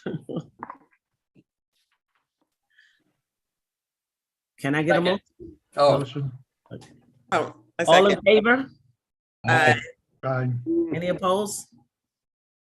Okay, sir, you know, you're gonna have to send the city a check for $1,000, okay? Sure thing. Before we pass this on to you. And before I go to another Yankee game, right?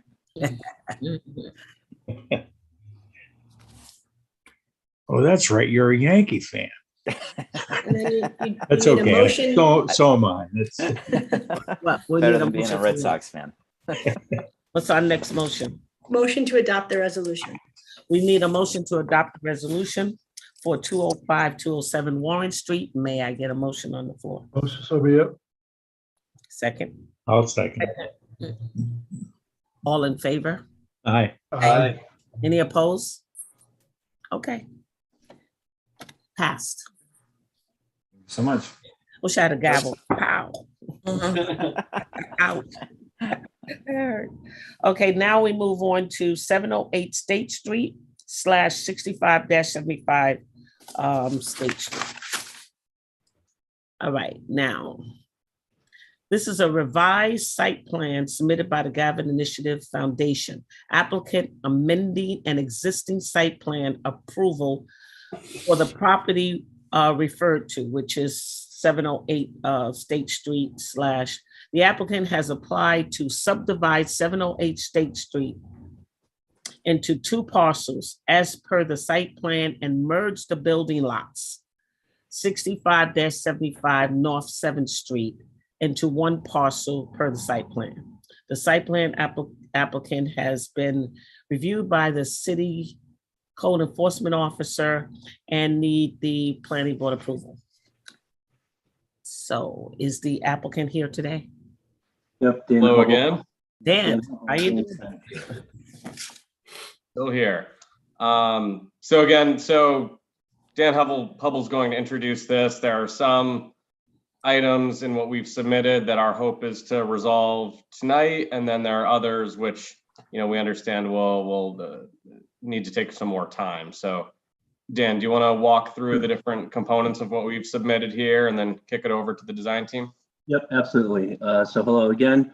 And so as you know, this project received, there's actually 2 projects here. There's the Depot District Brewery, which was previously approved. And then there is the Depot District, what I would call mixed use project, which was, I think, approved back in I think it was October of last year.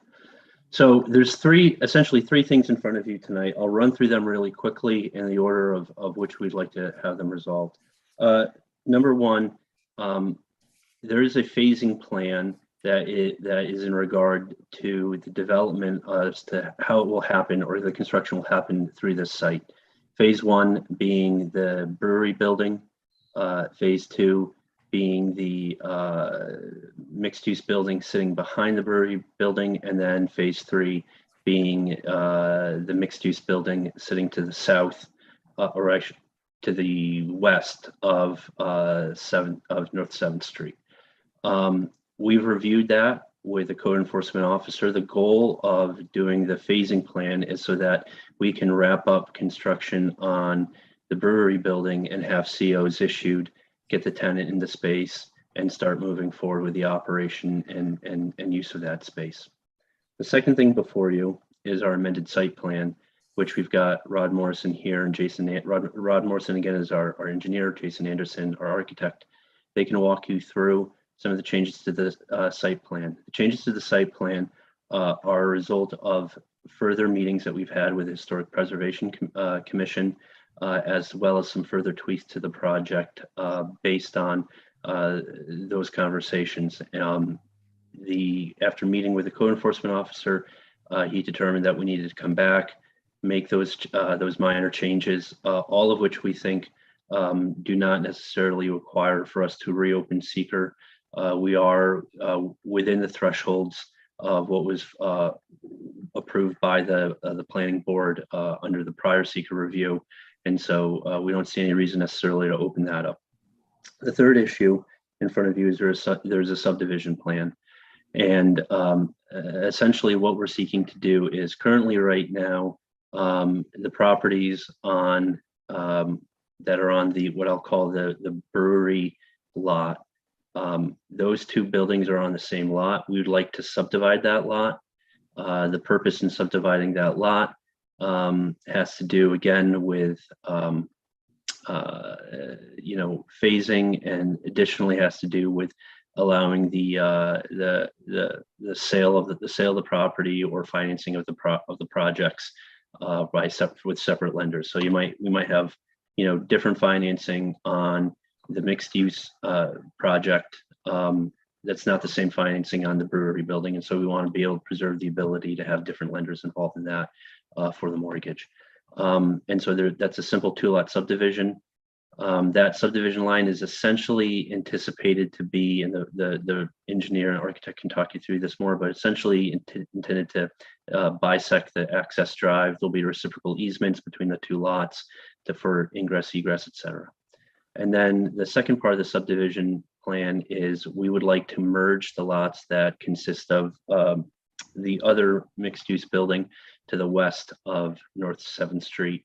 Those consist of multiple lots. Your code requires the planning board approve what would be called a lot consolidation by the planning board. But again, no changes to this, no changes there other than erasing some lot lines and establishing new lot lines.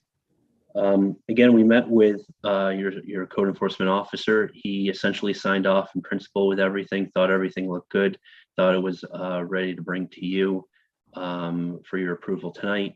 My understanding is that a public hearing will be required for the subdivision approval.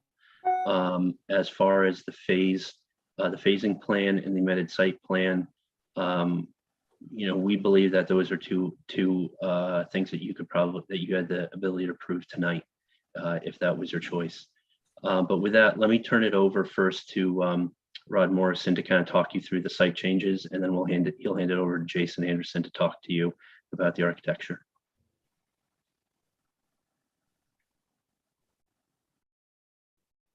Let me try that again. Hi, everyone. Can you hear me? Let me just walk you through this fairly quickly, and I'll try to stick to Dan's order.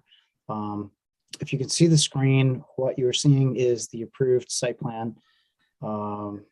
Our responsibility as the civil engineer and landscape architect to complete the project is to bring that plan to construction document level and work with everybody to basically perfect what was approved and what was intended. This plan, I think, is the most descriptive one. Approved site plan showed the intention of streetscape improvements. Obviously, the depot building, the residential commercial building, and then the residential building on 65 to 75 North 7th. What we've done to work that forward is, and again, I gotta apologize for the rotation of the drawing, but we tried to render it so that it looks the same. We've rotated it just because it's better for our construction plans. But what you're seeing here is a very, very similar plan. What we had shared with DPW was our kind of build out of the North 7th streetscape reconstruction. It's extremely similar to what was approved, with the exception that we work through, again, just to use my phrase, the perfection of the pedestrian movement and the parking. So all the parking that was intended has been met. What we did, we added island bump outs and what we call traffic calming work to create nice, safe pedestrian crossing locations between the facilities, North 7th, and then around the corner to State. So this area here where the depot building is unchanged from their approval, which my understanding was somewhat preceded that of the larger building here. Their work and their decking and their plan was their plan that we incorporated into ours. And if I could just jump back, and hopefully this is easier to understand. They had envisioned and discussed with the board, a system of walkways into the building, access along this alley, which we've maintained. One of the changes in the site plan, just through the evolution of figuring out these correct pedestrian movements, was we had eliminated this pathway that would come diagonally up into the residential building. Here, it didn't serve a functional purpose. Bisecting the alley, it wasn't going to cross into the area that was, in essence, private space for the residents of the building here. Likewise, there was a thought of a pool originally that evolved into a nice courtyard, which was more usable by the majority of the residents, with access to the handicap parking, which was positioned here the same in the original site plan. So I'll let the architect talk to the building, but the functional elements of the site plan in here are the same. We just refined how those work and how people walk to and fro. The depot building here has access from State Street, from a diagonal walk in this location. There is food truck parking here. There isn't people access into the back of the depot from here. So we work to separate the spaces from, say, service. We want them to look very nice, but it's more service space in the back of the depot here, not pedestrian space. We've added in, the other building on North 7th, largely completely identical, just refining some of the work that's in access. And then obviously the remote parking lot, again, it's the same thing, just refined with grading and stormwater management and so on to work. Jumping over to what Dan had mentioned about phasing, there was more of a conversation about how the phasing occurs. We created initially a kind of a basic block drawing that shows phase 1 being, of course, the depot brewery construction. We placed the construction phasing line, obviously, to include the access alley, because they do need to have that, or obviously, to operate. Phase 2 is the residential commercial building plus the remote parking, and then phase 3 would be the dedicated residential building as was described. And just to jump over, and I've got my screen share button conflicting with my other buttons, so hopefully I won't disconnect. Here's the site plan of the set that we had submitted. If you can see my hand, we had originally, obviously there's a conversation about subdividing the larger lot here for the reasons that Dan mentioned. We were conversing more about that, going through building code and getting our separation distances more refined. And the red line I have here seems to be the more appropriate subdivision line to allow for the correct fire separations from the property line to the buildings in conformance with the city code. Obviously, there's going to be reciprocal easements for use of the alley, access, so on. But this is not reflected in any plan that you have at the moment. It is to be submitted to you from surveyor Dan Russell as we get through your and the city's sort of nod and acknowledgement of the correctness of what we're doing. I mean, I think with that, let me toss it off to the architect and stop sharing. If I can stop sharing. Stop sharing. Good. Thank you, Rod. Got So it. this is Jason Anderson, architect with ADG Architects, and I'll just bring up my screen here to show what are the adjustments that you'll see. And you noticed a little bit on the site plan, actually, some of the adjustments that we made. It's relatively minor. Basically, what we did is we tried to simplify the building a bit. And what this drawing here is showing on the screen is the first floor plan. But primarily what we want to bring your attention to is this outline here. So you'll see the outline of the original building had those basic angles that were essentially near the railroad sticking out. We simplified the building, tried to make it work a bit better so that all of the units are accessible. And so we made those adjustments and ended up with a net square footage loss of 245 square feet for the building. So we actually reduced the square footage of the building, simplified it a little bit.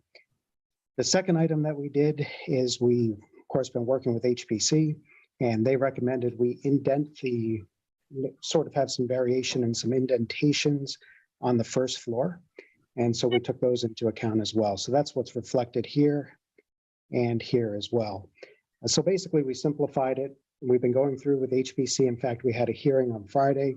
They approved the massing, they approved the fenestration, approved the site plan layout and what you see here based as the building relates to the site. That's essentially the adjustments to the architecture in the front facade of the building, which this was presented on Friday. Same materials, same mansard roof, windows simplified a little bit to work with the interior space planning. And then, of course, the storefront, which is still being worked through the details with HPC. I think that's sums up the adjustments to the site or to the building.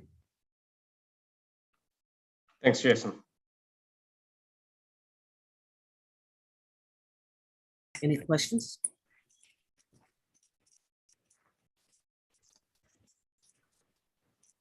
Any questions from the planning board? I have a question related to, I know we went through in detail your construction schedule for your mixed use development, affordable housing, et cetera. And I guess I'm wondering how you're now phasing, and my memory isn't of course 100% perfect on what we agreed to, but I guess I just want you to speak to how this phase 2 and phase 3 relates to what we agreed to after many detailed meetings. It was Larry and Laura Margolis and myself, subcommittee working with you guys on phasing, scheduling, et cetera, impacts on the community. And it seems like you're now with phase 2 and 3 throws a bit of a wrench into that, or not. I mean, maybe you can explain how that, again, this new phasing scheme works relative to what we agreed to before. Yeah, so this phasing that we're presenting is consistent with the plans that we had before those construction staging discussions occurred. We've always expected that this brewery would be open and operating before we've got all the financing together and before we complete construction on 708 and 75 North 7th. So part of where this came from is, through discussions with Craig and him saying, listen, I want to order a CFO, but I've got these 2 different site plan approvals for the same property. So he needed to see something that breaks that down clearly. So for us, it's not a change of plans. It's more just kind of memorializing what had previously been discussed. I guess I'm more referring to phase 2 and 3. Which is right. So that's all the same, phase 2 and 3, we're always, the 2 mixed use buildings were always going to be constructed after. And we've generally anticipated that 75 North 7th is going to start after 708 State, just because we have to secure public financing for that project. So it's, a longer process of getting approvals and government participation. So for, again, not to belabor too much here, but you're saying is that you're now telling us phase 2 and 3 are obviously separated from the brewery, but that what we agreed to in terms of scheduling, et cetera, which you're now calling phase 2 and 3,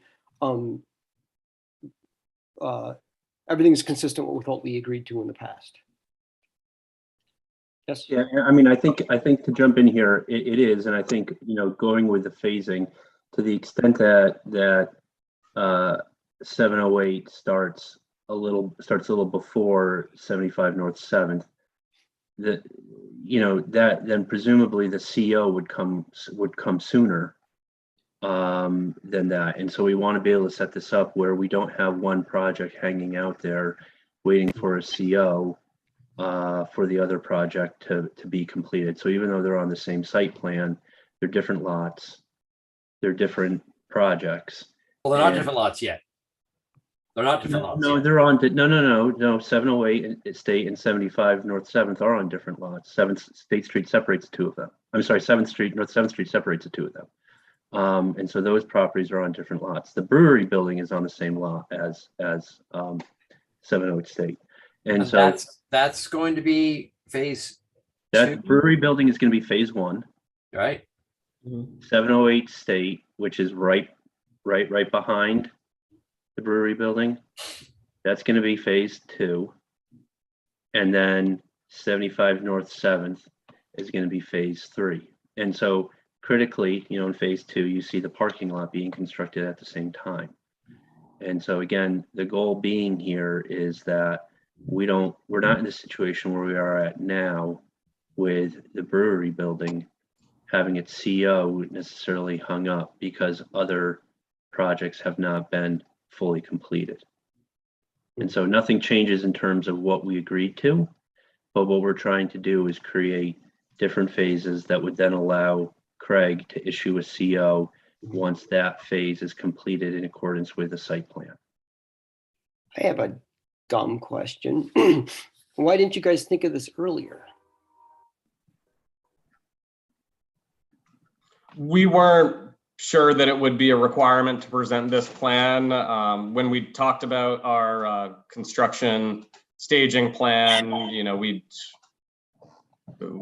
tried to make clear that we were going to be not only completing 708 State and 75 North 7th at different times, but also that, you know, certainly we would complete the brewery well ahead of that, since, you know, those two projects aren't going to be completed for several years.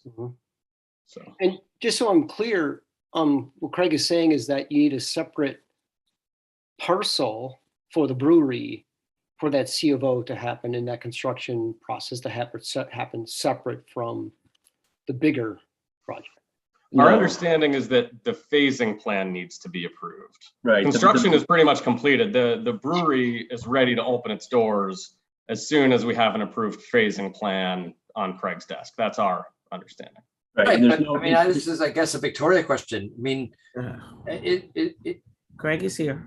Do we have phasing plan approval? I mean, you know, are we actually approving a site plan and the actual thing? So what they're asking for is a site plan amendment, approval of a site plan amendment. So that site plan amendment would have some new information, which includes the new footprints, elimination of some of the walkways, and also a phasing plan would be part of that site plan amendment. And the phasing plan, you know, as long as Craig agrees, would allow them to get individual COs for each phase rather than requiring the full build out. So you are dealing with a site plan amendment. Got it. So instead of one site plan, they have 3. It's a site plan set. Yes. So it's one full site plan, but different sections. 3 different sections, so that they can get COs as each section, individual section is completed, because they're not being completed at the same time. Correct. And on large projects, this is not uncommon. It's often the only way to get one building online while the others are under construction. So, you know, it makes sense from a big picture perspective. I haven't studied how these individual phases work together, but, you know, in general, phasing plans are appropriate. Quick question, is this within 500 feet of a county or state road? Does this need to go to county planning? I struggle with the map in Hudson. Is Columbia Street a county route? No, State highway. state route, state route. It's the truck now. It's a truck. It's a We're truck. not near the county office building, right? Is the parole office the county? You got the county probation around the corner, and then in back of this parcel is county social services. Okay, so I think this 25 does need to Railroad. go back to county planning. Okay. That's, they go back before we do anything. Even though, I mean, Victoria, do we need to go back to county planning even though this is not, we're not reopening secret? Well, so who asked that, by the way? That's me, Dan Hubble. Oh, hi, Dan. So, county 239M review is separate from seeker. They're independent of each other. I assume that there's certain thresholds that the county likes to review, but to me, the phasing and the footprints, it is a site plan amendment. And so we are required to send site plans to county planning, even if seeker is not being reopened. Also, it's important to me, and maybe I'm the only one that cares, but it's important to me that we did not have a consulting engineer doing site plan review on this project when it came before us previously. Well, at least when the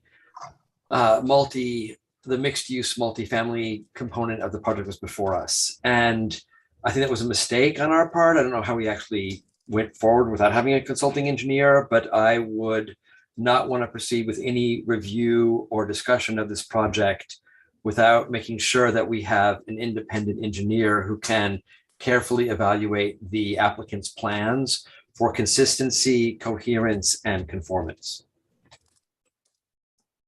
which we did not do properly, I would say, in the last round. And specifically, I'm referring to the fact that the applicant included changes to the brewery component without, I would suggest, properly presenting those changes to the board. None of us have the inclination, time, or frankly, probably expertise to spend the time necessary to carefully evaluate the applicant's documents. And I think that it's imperative with this applicant that we make sure that we have a separate set of eyes carefully reviewing the notes and comments on the drawing so that we're sure that what we are approving is something that we know that we are approving. And I say that, A, because of the oversight or glitch that we entertained when we approved the deck and porch around the brewery that was not properly presented by the applicant. And I'm also quite curious about the applicant's intentions regarding the site plan that they want to subdivide now and how that relates to other properties the applicant owns across 7th Street. We've all probably seen some 3D visualizations that are a significantly larger build out of the site and the adjacent properties than have been presented to this board. Other boards apparently are seeing different images than what we're seeing. I would want to make sure that nothing that we approve now offers an expedited or easier method for approving any future buildings on previously approved sites. And I think that we have to do that with this applicant. We've made a mistake in the past and I don't want to make it again. Victoria, I just want to get it clear. What are we are just approving that they're just amending their site plan, right? Well, there's two pieces to this. So there's a subdivision which requires a public hearing. And so you'd have to schedule that for next month. Okay, and that subdivision is of their existing approved site plan. Correct. Okay. Well, it's a subdivision of the property, which is the subject of their site plan. Okay, subdivision. Then they're also asking for the site plan amendment, which they pointed out, there's some changes to building footprints, they're replacing the pool with a courtyard. You know, they've put some bump outs for the pedestrian crosswalks, and that's what they walked us through earlier. And so part of that also includes the phasing plan for the brewery. And so the applicant has requested that you approve the site plan tonight so that the brewery can go ahead and get a CO. I was questioning whether you could do that in any event because it may You have need to go back to the county. And unfortunately, I think we missed the deadline. We'd have to see if the county would put this on their April 19th agenda. Okay. And as I just indicated, I'm personally very opposed to approving a site plan without having a consulting engineer carefully review the applicant's documents. I think it's a policy that we have to hold to going forward. I agree with that. I think especially, and maybe this is sort of opening up a can of worms, but I'm totally perplexed on how that deck on the depot brewery was approved as part of the bigger mixed use affordable housing complex. And as Larry points out, I don't recall, I believe we pay pretty close attention to all these presentations and look at this stuff very seriously, but I don't recall that specifically being presented, especially as it was attached to the depot brewery, which was approved far in advance of the affordable housing larger complex. So how that deck was part of the larger complex approval, how the deck was attached to the and included as part of the larger affordable housing complex. You know, it seems like there are two separate projects, and somehow that was snuck in under the radar during that approval, and it just. Well, I would dispute your characterization of it sneaking in under the radar. I mean, we just. I don't recall it being reviewed. So, I mean, to be fair, it was mentioned. Yes, during the meeting. Oh, excuse me, Victoria. It was mentioned noted. in Right. January for a site plan approval that we actually didn't get around to voting till November. Right. And I just want to say that it was noted, but you know, the majority of the site plan had to do with, you know, very significant new construction. And right. And that was our focus. That's where the time was spent. And look, I don't think we have to get involved in a lot of, you know, I certainly would not want to make untoward accusations. I think it's quite possible that it was simply an oversight. But that oversight did result in an error on the part of this board, or at least I think it's an error. We approved something that we didn't know we were frankly approving. And I think the way that around that is to make sure that we have a consulting engineer who carefully reviews the applicant's materials to make sure that that kind of oversight does not happen again. And I think that that's, you know, is an imperative for me that we get an engineer on this. You know, we already have discussions ongoing right now about hiring consulting engineers under various ways. And we just make sure that we get that person on board in time for the public hearing for this project. I mean, Vicky, can you explain what the board's purview is in reviewing a request for amended site plan? Me? Yeah. Oh. Yes. I mean, I think the board understands its purview. So they have a request. You've approved a plan. You've done seeker on it. You've determined that the plan they previously proposed was acceptable. And so now they're asking you to review the changes. Basically the delta between what was approved and what's being proposed now. Right, and that's just what I wanted to clarify, was that the board here is reviewing the changes to the plan that we are providing. Exactly. And I'm suggesting to you that we do that in our standard practice, which is to ask for escrow so that we can hire a consulting engineer that facilitates that review. And that's normal practice. We did not use that normal practice in the review of the project previously. As a result, I believe we missed something in the project. I don't want to miss anything again. And I want to make sure that we have the right consultants on board. So what I'm hearing, Mr. Barron, is that not that you want to review the project from scratch, but that you're looking for an engineer to do a side-by-side review as to what the approved plan was and what the proposed plan is to make sure that there are no other changes that you need to be aware of. Exactly. Thank you. Okay. I also think it would help, at least it would help my feelings of goodwill towards the applicant if they were able to describe to this board the way in which the site plan that we have previously approved fits into their larger planning for abutting properties and potentially the property that's actually being asked to be subdivided, right? I mean, I have like 12 images on my desktop that I downloaded today after the IDA hearing, right? There are drawings out there showing masses of buildings that we've never seen before. And I think I'd be a lot more comfortable if various city agencies were looking and talking about the same project in the same way. I see no reason that we have different versions of the same site plan and site massing before different city entities. And having this amended site plan in front of us is a great opportunity for us to, frankly, sync up the community and political discussion of the project. Okay. So if I could offer some clarity there, or Dan Hubble, was there something you wanted to say first? No, go ahead, Dan.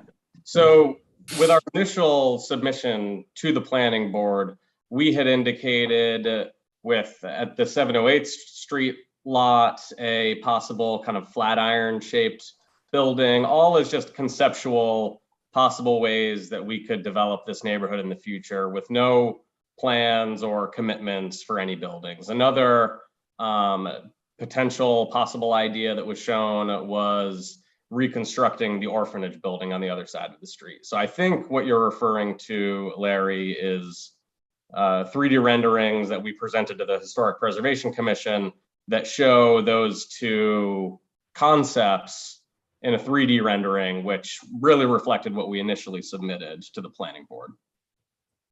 Is that right? Are there other structures? Yeah, that's it. I mean, particularly the so-called Flatiron building, which is just by coincidence on the very parcel that is now being asked to split off and make a separate parcel. Well, I don't understand what we've got the parcel that 708 State and the brewery building is on that's being subdivided, and then the parcel across the street, 75 North 7th, is being merged. So I don't understand what subdivision you're talking about. Well, Victoria, you said there's nothing we can do anyway, right? Because Right. it has to go back to county planning. Yeah, yes. I mean, my opinion is that we are supposed to send this back to county planning because it's an amended site plan. Right. So, And there, as far as I know, the city does not have an agreement with the county to exempt any projects. okay. So I really think since that has to happen first, right? Am I right when I say that? That Yes. we can do what we have to do, move on and get our engineers in place and come back to this next month at the next month meeting? Yeah, but I think we need a resolution for escrow to hire. Oh, yes, definitely. Yes, definitely. Okay, so I just want to move on because it's getting late. I want to put a motion on the floor. I want a motion to that 708 is 708/65/675 North 7th Street. Provide us with escrow in the amount of, okay, board members, what do you think? 5,000.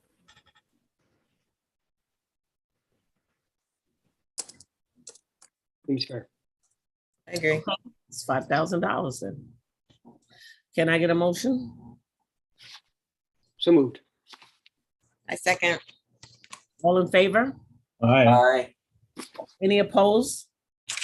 So I had a resolution, by the way, that I had drafted, so I'll just change the number to 5 so that you can use that. How much did you have? Wait, how much? Did you have? No, I think it was blank. So I didn't pull it up, but I'll just make it 5. Board, if I may interject, I'm wondering if there's a way for us to separate the site plan amendments from the phasing plan in order to get an approval for the phasing plan. I see Montgomery Bop, who's one of the business owners for the brewery, and they're very eager to open for the spring season. So I just want to make an appeal on their behalf if that's something that you would entertain approving in this meeting. We'd really love to get them open for the spring season.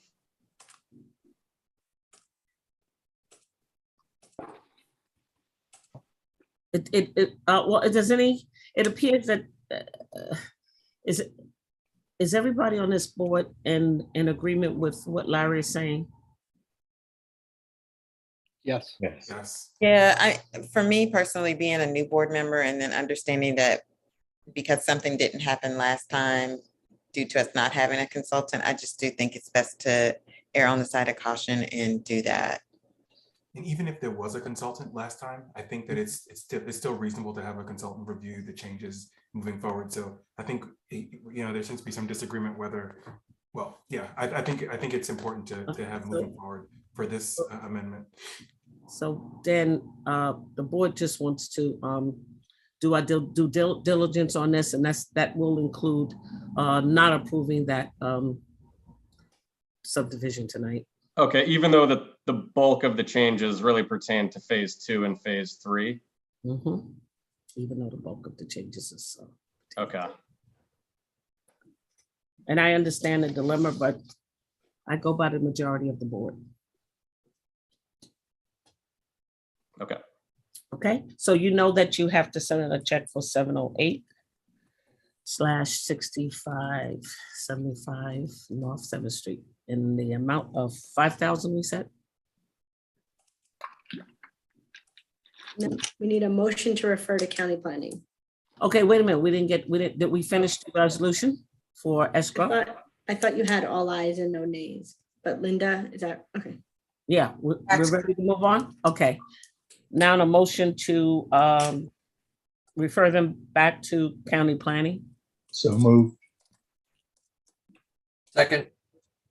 All in favor? Aye. Aye. All opposed? Any opposed? Okay, done. Linda, would it be possible to get this out and tomorrow and ask county planning if they could put this on the April 19th agenda? I know it's short notice, but maybe they'd be willing to do that. Yeah. They should. Do we need to schedule a public hearing on this for the May 10th meeting? Yes. So you want to do that? Schedule a public hearing? I think we have to. You do for the subdivision. Okay, can I get a motion And to? Go ahead. You can for the site plan. Okay, good. So can I get a motion to have a public hearing next month for both? For the 708/65-75 North 7th Street project? Who's putting that motion? Okay. Jean? Subdivision and site plan? We're gonna do the subdivision and we're going to do the 708. Plan. Yes, I. Right, so you're gonna do it on both. Yeah, both.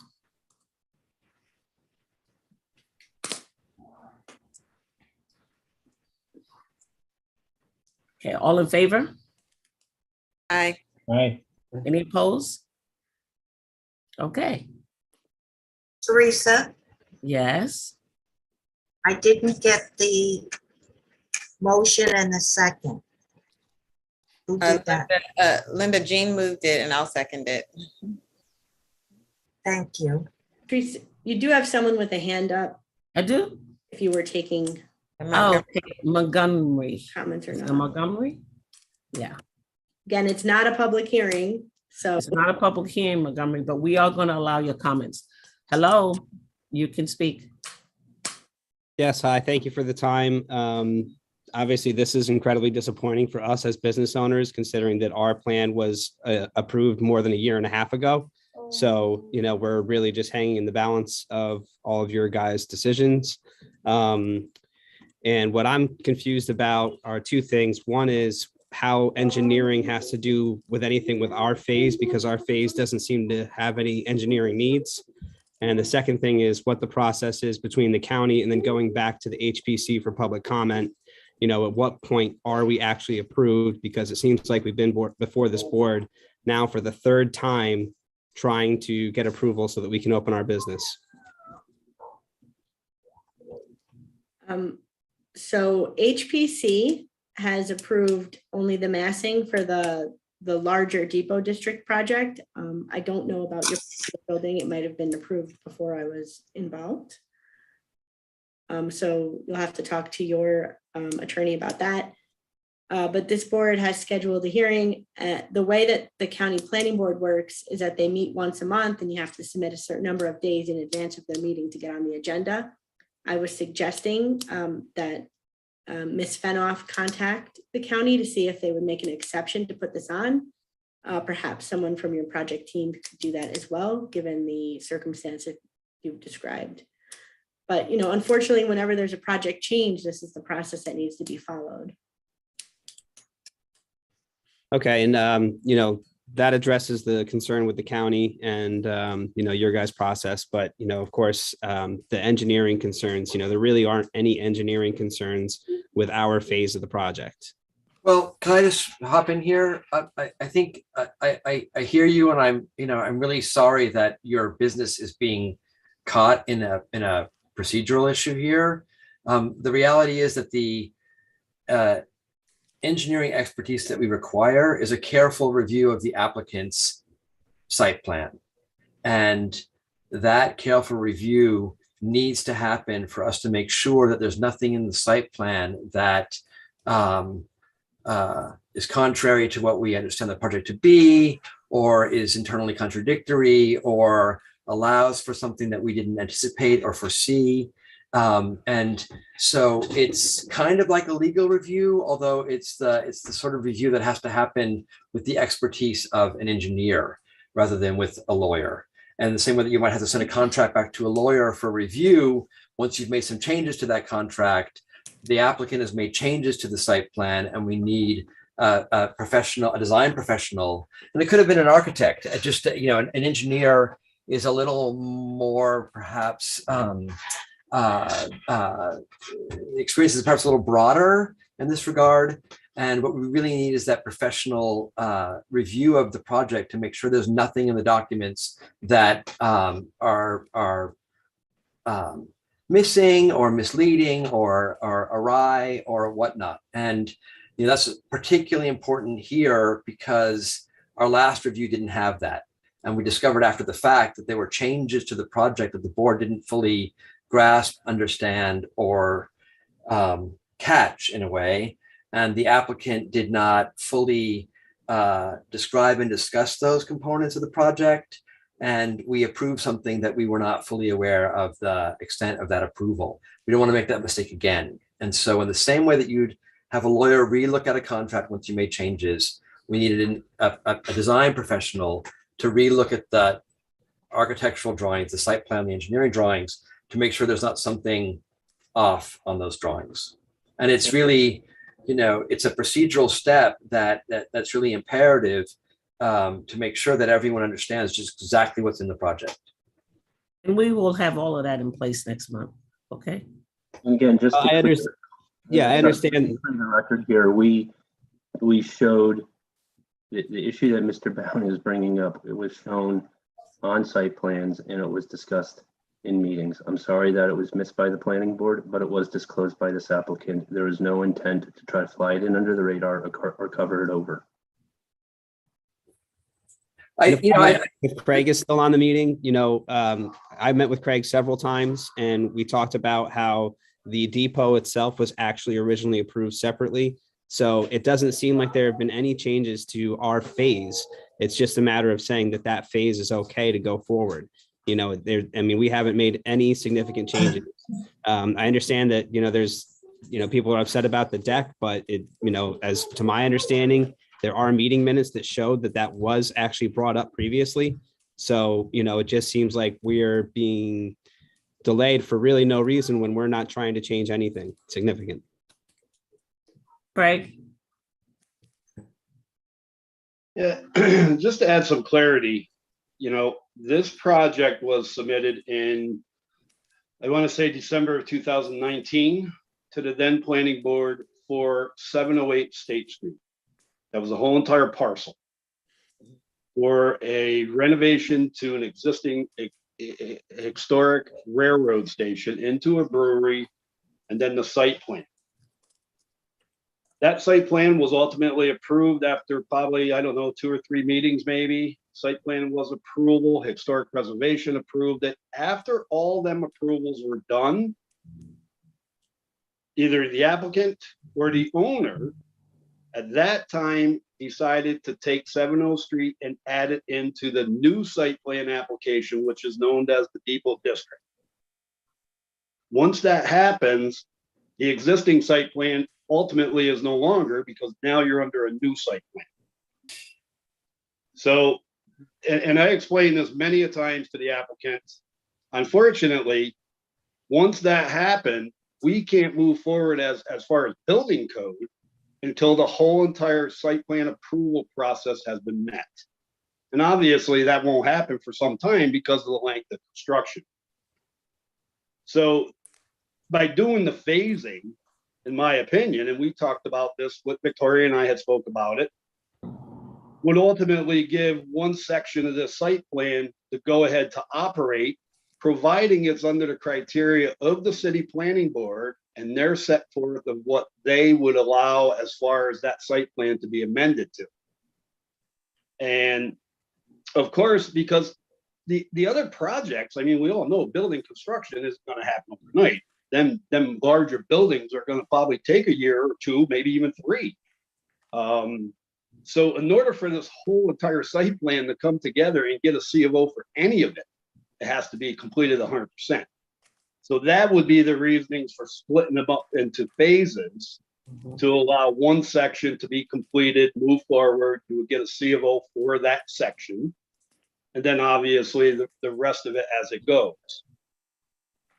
But at the end of the day, the planning board still has to approve that entire proposal, because you're ultimately amending an existing site plan.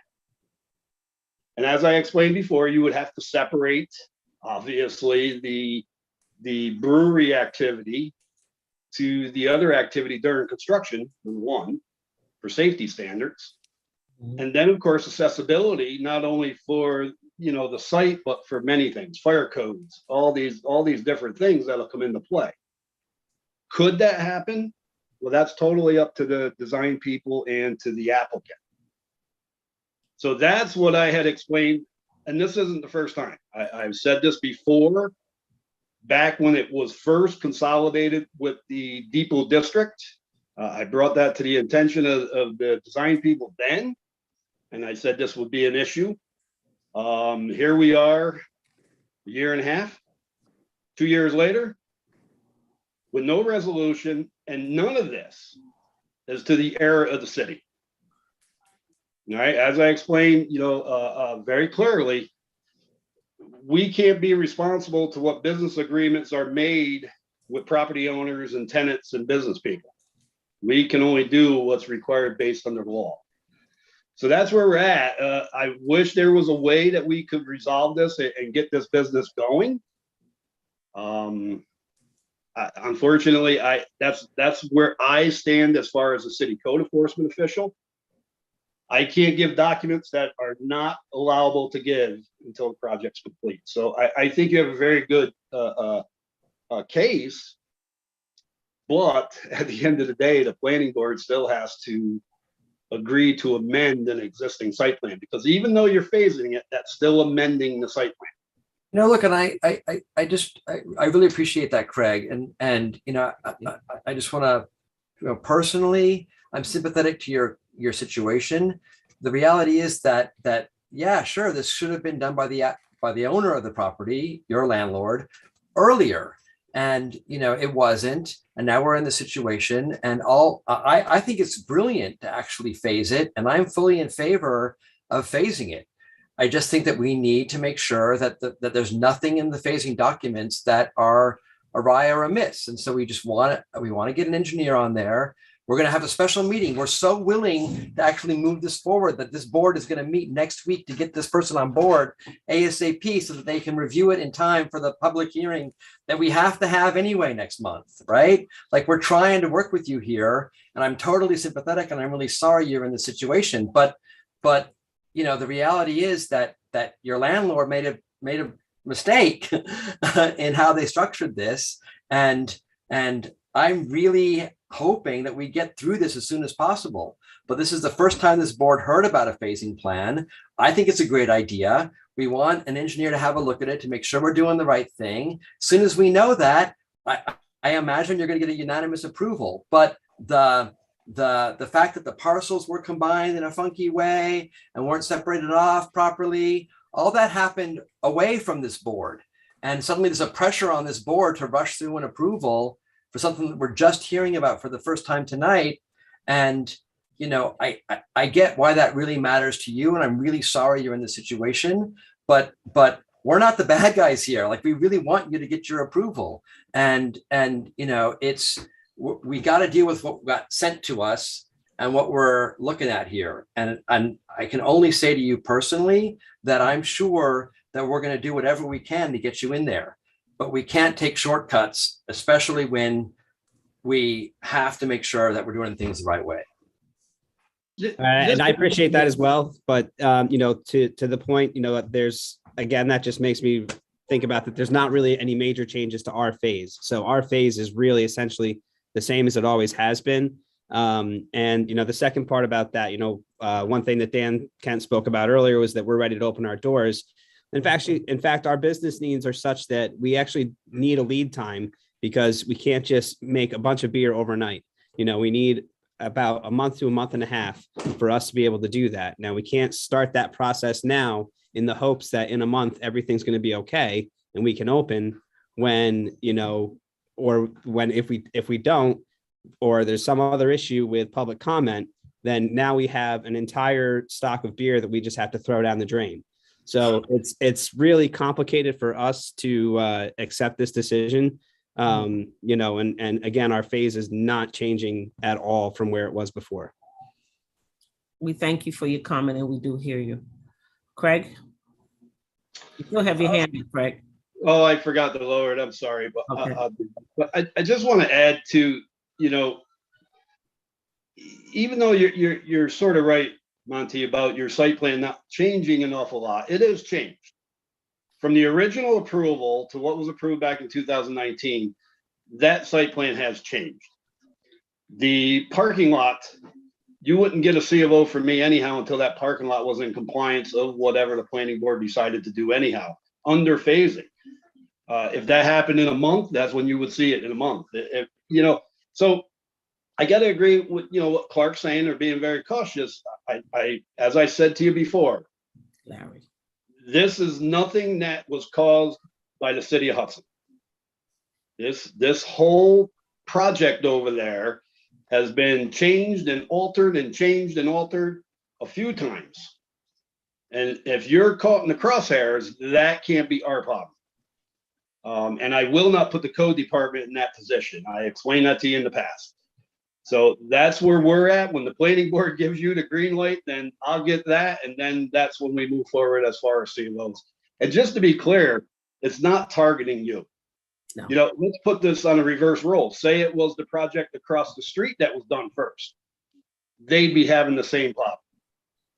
Okay, it has nothing to do with who's done first or last. It's who's ready to go based on the approval of the site plan. That's what it's about. Okay. Hopefully that helped everybody. Yeah, thank you, Craig. It helped us all. Get involved with this, but I know the whole process because some of the folks that are here today have been here from the beginning when this whole project started back in 2019. And then there's some folks that are new to this that wasn't on the board in 2019. Fortunately, I've been here from day one with this. So it's been a rough haul, and I see light at the end of the tunnel, but it's just maybe going to take a little bit more time.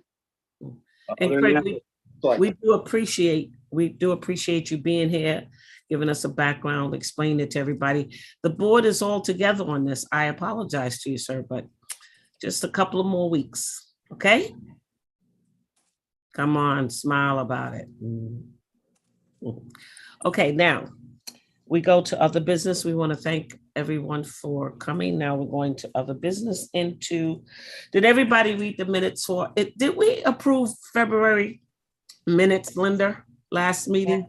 We did? Okay, so scratch February. Did everybody read the March minutes? Yes. Okay, so can I get a motion to approve March 22 minutes? March I'll make the 2000. motion. Okay, can I get a second? Second. All in favor? Aye. Aye. Anybody opposed? No, I'm not opposed, but I abstain. I wasn't here, so I don't know. Okay. Okay, now to the bills. Valerie is going to present our bills tonight. Okay. And after that, we will talk about, did we talk about that already? That's confirmed. We're going to start you're going to take care of that. Victoria asks for some money on the applications for the small I'm application. gonna follow up with the Corporation Council on that. Okay, great. All right, Valerie, you ready? Yes, okay. Let me share my screen.